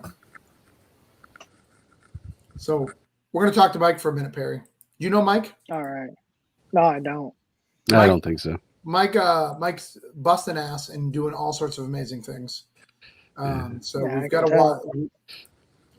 I mean, look at him. Like he's literally at Lowe's and taking a break. It's like I'm talking about comics. Like that's how big he's gotten. Like he's gotten so big that he can just tell the whole management team at his work and be like, guys, I need a break. I'm Limitless Mike, and I am at my limit for your attitudes tonight. So. Yeah, that's my podcast moniker. I pretty much carried over the Limitless comic thing and just like Limitless Mike. Hey, how you doing? My personality is infectious. Come listen to my podcast. But actually, Travis, you don't know this, man, but maybe you don't remember me, but we met at Pensacon this past February. I do. We talked about Sons of Anarchy for a real long time. Yeah, I know exactly who you are. Okay, yeah, and so you kind of inspired the whole, trickle down the comics creator ladder, which really set me ablaze, especially after I met Peter David and Tony Isabella, and I sat in on their keynotes, and I was just like, man, I got to start putting legs underneath all this stuff. I was fresh, hot off a master's degree from December of last year. So that's when I got picked up as an editor for Thirst with Limitless Comics, and then after that, I started the podcast, and I was actually looking at getting some marketing for the books. I didn't know which one I was going to make yet, and then I had met a gentleman by the name of Kevin Gilliard, who is a creative director and owner of Inked Marketing, which is a marketing company that is affordable and targets and helps people kickstart and crowdfund comic books. It's a Kickstarter crowdfunding business made by creators for creators. And he sent me some brochures, and I ended up editing those because I saw some formatting errors. And so I got picked up as an editor and a copywriter for them. And so now I do them. And ever since I met Kevin, man, my network has grown exponentially. And I've been trying to connect with people and creators and artists and editors, and it's been astounding, honestly. And when Wild Oni launched a week and a half ago, I was really amazed by the support. Unfortunately, the marketing just wasn't there, and our presentation. It's not necessarily the marketing; it's the messaging, right? The messaging was all over the place. I was backing it literally for your book, and I needed to get to the bottom of the page to find your book.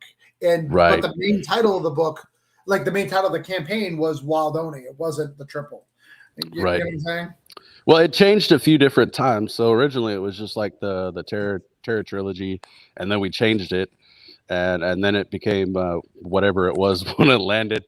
There was a lot of failure to communicate with the partnership of the Kickstarter. I don't want to be ill will towards anybody. I just failure to communicate, not enough time, and we also missed pre-launch. Okay. Because of the way that you set up your Kickstarters, and if you have collaborators, only one person could be in charge of sending out the Kickstarter for confirmation and then getting it back and then putting it in pre-launch mode. So that kind of hurt too, which had a lot to do with some of the things that my partner was going through. It's rolling blackouts in his area, and he didn't have internet for a few days. That kind of hurt us, but the really positive thing to take away from it was that I got a lot of positive responses, including you, Travis, for the book itself, because I had enough content to throw it out there, and a lot of people were interested. And people like other creators like Daniel Buck and Travis and a bunch of other creators. I had worked out a few things with some creators that I've met on Twitter where I'd reviewed their comic, and they actually bought into my campaign. And then we were going to swap PDFs eventually, but it never got that far. But we're gonna relaunch in January. Okay. It's gonna be a standalone presentation. It's gonna be crisp. I should have a lot of colored pages by then. We're gonna make a nice cut animation for it, and I'm gonna redo the tiers. And is it gonna be Limitless or just you? I haven't decided yet. Okay. To be completely honest, I'm not sure. I have to consult. I'd really like it to be. But I've been. I would like, and it's not that this isn't a negative thing about Limitless. I think everybody should own their first thing, like fully own, not have to worry about it. After that, whatever. But your first thing, like, it's so important. And if it becomes a bad experience, it can get you out of comics, right? You just don't want that. So if you can protect yourself from that, and again, it's not that anything bad could happen. I'm not worried about something bad. It's just your first thing is so special, right? Like after that, whatever. But the first one is so special. And I think that it may make, and then you also know your value, right? As well. Like, let's say you were under Orange Cone. Let's say let's take Limitless out of there just to make sure that there's nothing bad. Let's say I decided to do it. Well, you don't know how much of that is you or how much of it is Orange Cone. Right. You get what I'm saying? Like, I think you need to know your worth moving forward to know your campaign. Would you agree, Perry? You've done this your second Kickstarter. What? Can you run that by me again? I was listening, but sure. Multitasking over there. So basically, the question is, he has his first comic that he wants to launch on Kickstarter. He works for a company right now that he could maybe put that book under the label and he'd still own it and stuff. Or should he go by himself because it's his first one? I advised him that he should go by himself just because the first one's special. And it's good to know where you stand and how much momentum you have, how much backing you have and support. But what do you think? Would you have rather went with somebody for your book? Well, I mean, having that can help. It kind of depends on the label, on the publisher. I guess it's a publisher, right? Technically. Or like what is it called? Where it's not a publisher, but it's like Robert Kirkman has Skybound. What is that called? No, that Skybound is a publishing. It's a publishing wing under Image. Oh, okay. Well, there was a certain name for it. I was trying to think, but because just as indie creators, we kind of have nothing to our name, so we have to build audience from the ground up. Right. And having something like that backing you can help. And I guess if you still own everything, you just have the name on it. I don't think you're really any less yourself. I mean, as long as you still own it, it could only serve to help you. Right. It's just you got a two different label. opinions there. So okay. Well, I don't know. I tried to go back to school because after Travis, when we were talking at Pensacon, I also talked with David too. And was asking him about the business program because I wanted to launch my own label and not just publishing for comics, but also graphic novels. Yeah. And then there's a lot of exciting growth in technology combined with multimedia, including comics. Right. There's a transmedia forum going. As I was paying attention to you guys' conversation between the RPG and like the comic that you could use as a promo to launch the RPG. And D&D's been kind of doing that for years. Sure. But I was interested in launching my own label, but you know, when you're $94,000 in debt, they don't want to take you in until you pay some of that off. So I figured I'd just start small. So one comic at a time. But we're going to relaunch in January. Everything's going to be crisper. I'm going to have more art. Actually, the book should probably be done by then. I got a pretty good artist who's also my colorist, and then I'm probably going to letter it myself. I can't find anybody, depending on the time frame I have, since I had to go back to work. Right. My wife's a traveling MA right now, and she's working at COVID Crisis Center here in St. Louis, Missouri. And we're staying at my dad's house in Troy, and it was really about making more money and giving me time to write. But we're navigating the process of her traveling, and sometimes they can cancel contracts at will, which is really not financially okay for us because, you know, we have family. I've got kids back in Mississippi. So I decided to go back to work here. And so now I have to balance, you know, writing and the podcasting and the editing and then going to work all at the same time. So like you said, busting ass. Yeah. Oh, dang. But you know, one of the things, and I don't, and just so you know, I don't recommend this very often. That book looks great black and white too. So I think you should have at least do a edition of black and white because he does good enough inks to do that and back that up. Yeah, so I had originally planned it to be black and white, and originally the story was that I was about to start getting legs under my writing and production into comics, and this was only going to be like a 6-page promo, and the last page was going to be a splash with, you know, the whole haiku coming soon thing, and I was going to finish the book, and I wasn't even going to Kickstart it. I was just straight out of pocket. That was going to be my calling card, and I'd have this promo thing to shop myself around as an editor, maybe a consultant. With my degree, I just tried to do something, and then it just one night I was sitting on my computer and I was making bullet points or really just beats for the story to come, and I was ravaged by comic spirit, and I just 21 pages in the zone. I was like, okay, and I messaged Anthony and I messaged Kevin. I was like, so this is a full comic book now. You're 100%. That's my writing process. So, you know, some people recommend you write every day. I don't. I write in like a crazy giant thing. So I make the whole story in my head and then I write it down. And very rarely do I get choked up and have to switch things when I write because I've planned it like every day, like just thinking about it, and then boom, it's done. Right. I visualize things in what I call like it's a play on the mind's eye. So Mike's eye theater. Yeah.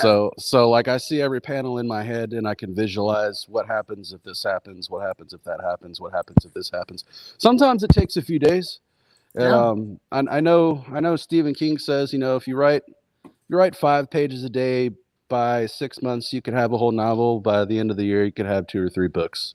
And that's great because that's his process. But not everybody works that way. Sure. That's one of the reasons why I went to school for film, because I'm so visually inclined. Yeah. Same here. You know, I have film degree. I've got doodle chops. I mean, I can draw decent enough. It's nowhere near comic savvy as far as like on the boom image level. I mean, I could probably write for children like ages 4 and up to 7. Is that a struggle for you, Perry? Like, because you write and draw, do you struggle with that? Like switching between the two? You're muted. The process I do, I don't actually so much as write as I do what the mangakas do, and they create a name. Now, sometimes they might write an outline. I just go into storyboarding and do the dialogue, and I like that. If I were to try and write out a script and then draw it, I would hate that. I just can't do that. I mean, that's the advantage of drawing all your own stuff, right? Yeah, because I like to see it as I'm writing it, you know, / drawing it. Right. You know, It's really cohesive. I envy that, man. That's that critical back and forth process before it hits ink, where it's like solid in stone and you can't go back after that. That I actually, instead of storyboarding it by hand, I've actually become really savvy with Canva. And so when my artist sends me pages, I'll screenshot each panel. And if I want to do an overlay, if I want to make it more dynamic, or if I want an inlet, and sometimes you have artists from no, I'm not saying third world countries, but different countries outside the U.S. Some of them are third world. I mean, my artist lives on an island, man, where they only get internet so many times a week. Like, it's amazing the things he does. Jim, not only can I give him a shout out, last time we did this, we invited him and Joshua on the show to talk about Carriers. Absolutely. Yeah. Carriers is great. It came in comic stores today.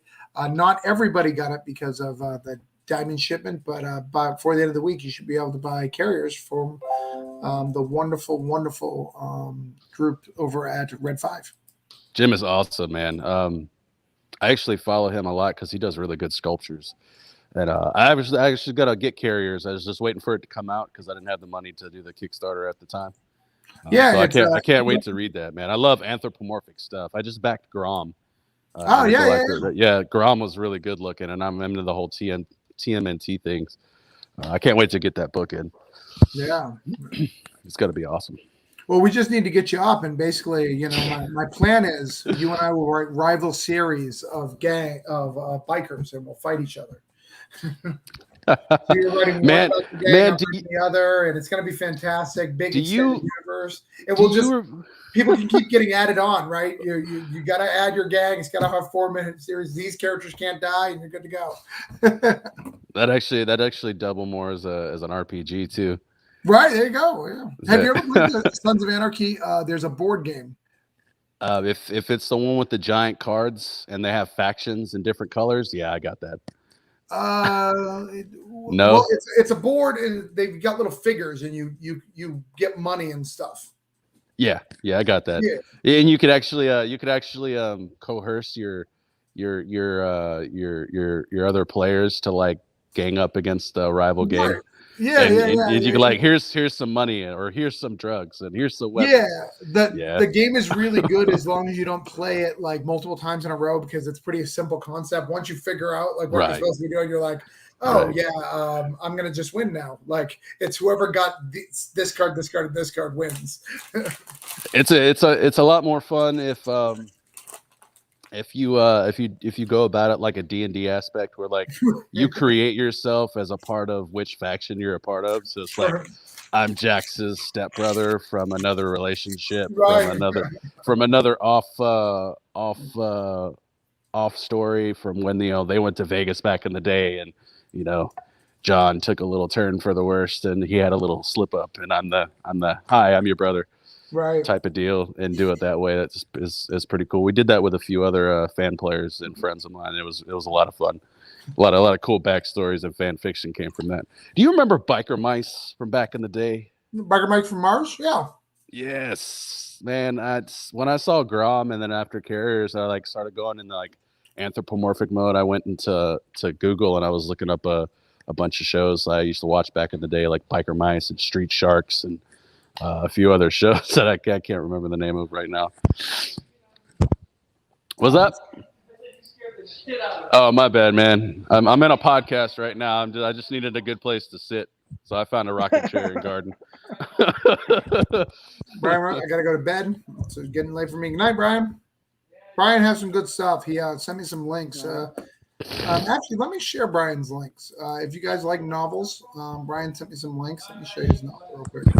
One of the covers looks really, really cool. Let me show you. It's Demon Sprites, which is a great name. I like that.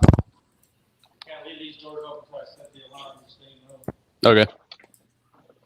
Have you checked your holiday spirits, Travis? No. Why? What's up? Oh, because you're funded. Oh, yeah. Yes, I am. Demon Sprites. I've been doing this for a while, 2016. I have one more story to map out, in your Cthulhu Invades Wonderland, that edition that I bought from you when you were at the con. Oh yeah. I actually got to put that review up on the blog. I had no idea that was going to be an anthology until I opened the book. I was like, okay, it's cool. So we got like 4 parts of a blog. So I got that coming up. I think maybe this weekend. Nice. Love the artwork too. And your wife wrote a story in there, didn't she? In the Wonderland preview, yeah. Yeah. I actually thought that was really funny. Yeah, no, actually, my wife is very, very talented. In fact, you love anamorphic jaws. Next year she's coming out with Pop Van Winkle. So Pop Van Winkle is about a dog that fell asleep, was poisoned by someone and fell asleep and kept alive by a crazy raccoon. And when he wakes up, all dogs are banned in the area, and an evil cat has taken over. And but what's interesting about it is both the. You know how most of the time, like when you focus on the animals, like let's say you do a Looney Tunes, the animals are the main focus. This goes back and forth like a Garfield or whatever, where the humans actually have their own storylines and do that too. Oh, nice. So, that sounds interesting and complicated. Yeah, it's cool. I saw some. She's actually going to make a few comments in there, but the dialogue in that short preview she did was, I thought, really fantastic because she's funny. Dialogue is a hard monster to tame, even outside of comics. As a writer, it's one of the last things you do before sending off a final page. Just like, okay, so are we getting the dramatization out of this dialogue, or what is this dialogue the point of, or by using too many words in a bubble or a thought or a caption? I thought I was very impressed. Nice, thank you. Yeah. That's my strength. So her and I, worked really hard on that. You've broke down. The strength in that book is the dialogue. The interactions. I actually need to get book 4 from you. I'm actually sad. I should have bought all of them while I was there. I think I told you that, but I get it. You did. You're gonna want 4. It's like, it's okay, man. When David's sitting right there going whatever, and 4 is a double issue too, so it's like it's 40 pages. So right, and steak was really good too. Yeah. The Steak World Tour is doing really well. We started that today, so it's been good. So we sold 4 exclusive covers, and your guy over, Kevin, he's been messaging me. He wants me to do some stuff with him. I just don't have time to look at it right now because of my Kickstarter. But I will, in 10 days when the Kickstarter's over. It's really awesome. Like I was very like every creator is, because when you started a Kickstarter, one of the things Tony was like, hey, so when you start one, just beware, you're going to get a buttload of messages from a lot of people and like, yeah, we can help you do this. And it's true. I joined a few podcast groups on Facebook, and I get messages every day from people in other countries and like, so I'm a professional podcast promoter and you're going to get this many people for this much money. And I'm just like, spam. But we actually got to talking, and he's a really down to earth guy. We're actually really good friends now. I was at a QuadCon here in St. Charles, and I helped him procure some He-Man stuff at one of the toy tables, because it was kind of like a toy Comic-Con thing. Nice. So he's a very big He-Man fan. Masters of the Universe. I think it's called Motu is what they call it. Oh yeah. I watched the He-Man something. I either watched the Kevin Smith one or the He-Man, like the fan made thing. Like, what is it called? How they were made. Oh, okay. You ever watch those? I watched the series on Netflix just because I'm a huge Kevin Smith fan. No. So there's the how movies were made thing, like that. Okay.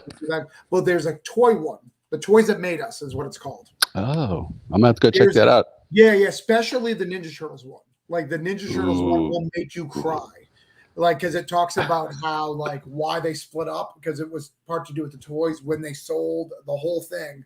Like you're basically getting a comics history as well as a toy history.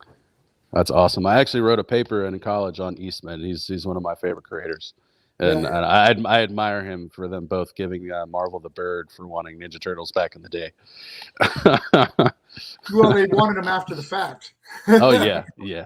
It was a crap deal too. It was like a 50-50. And they were just like, no. And now look how big it is today. Right. And Eastman still does consulting on pretty much everything that TMNT does. And that's what you need to watch, because it talks about how he gave it the finger, hated it. And then like when he started missing it, like they hired him back on, and like how a blessing that is to still be able to protect his property, even though he doesn't own it anymore. And he's like, I literally am living the best life, because most people don't get this opportunity. Once they're out, and he is not that, But that's how they got back together for Last Ronin, is that show. Oh man. Because they get Kevin Eastman and Peter Lard in a room together and started drawing at the end of that episode. Wow. You got to watch it. Literally, stop work now. You said your wife has a good job, so you don't need to work. This is play money, man. This is what's gonna make the comic. Right. This is how I can afford that Netflix bill, Travis. Right. This is it.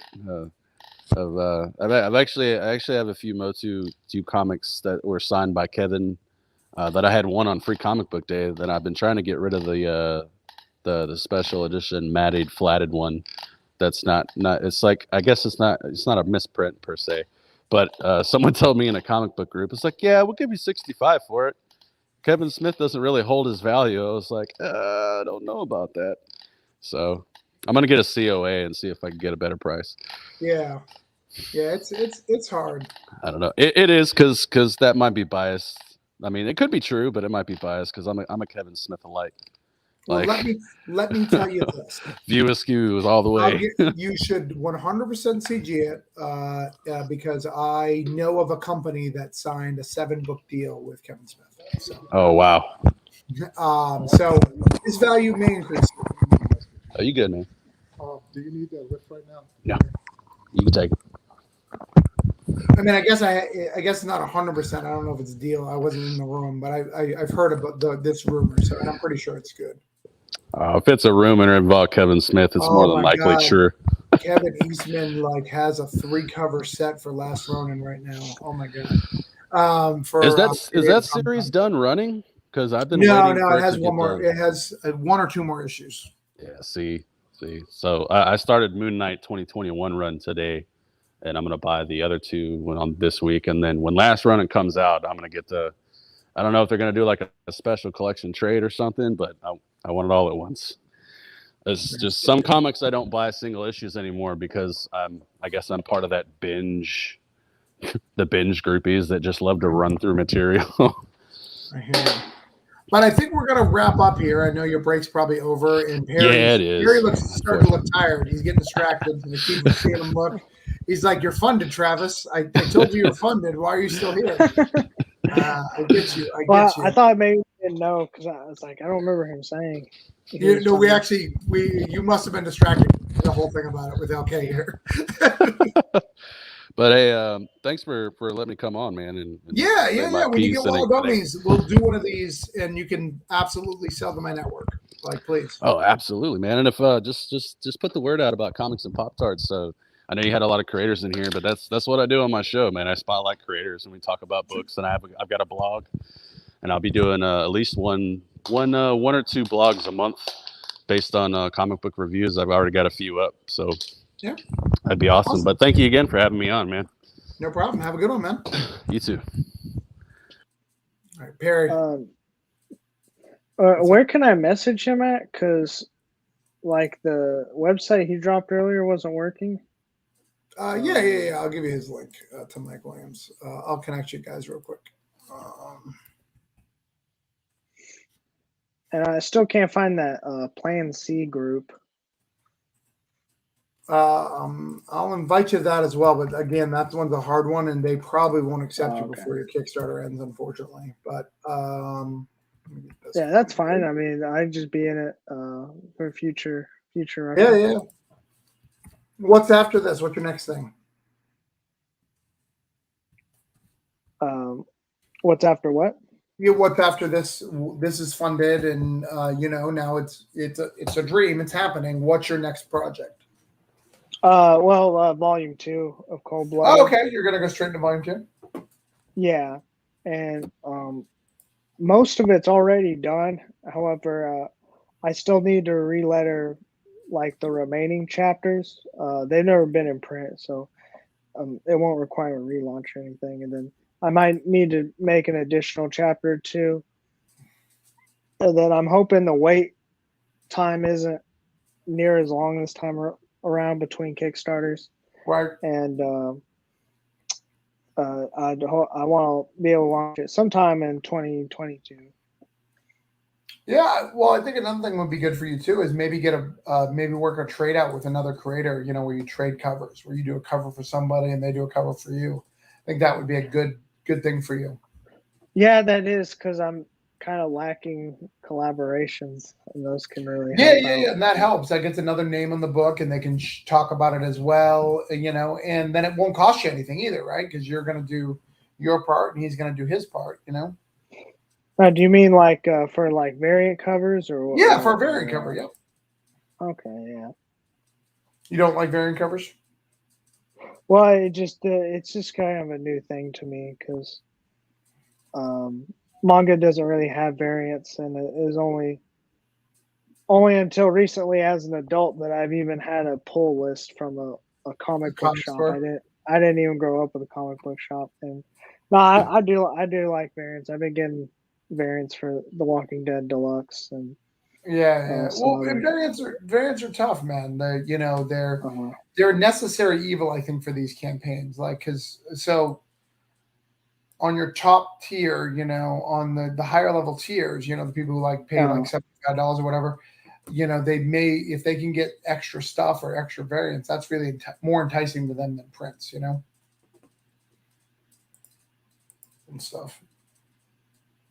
But yeah, so one more time, tell everyone where they can find you if anybody is still around. Coldblooded is on Kickstarter. It's got probably like 19 hours left to back. $15 to get a book. You can find me on social media at Perry's Hotter. That's Perry S_Hotter on any social media site. Pretty much, if you go to my page, I have an email list, and you sign up for it, you can get the PDF of the first 3 chapters of Coldblooded. Nice. Nice. Well, I can't wait to check it out. And let me know if there's anything else I can do. Well, I'm going to go to bed. You should go to bed. All right. All right. Good night, man. All right. Good night. Thank you, everybody who's stuck around this long. And if you haven't, thank you guys for backing any of our projects. We all appreciate it. And thank you for helping me get funded. All right. Good night, guys. Thanks for sticking around, man.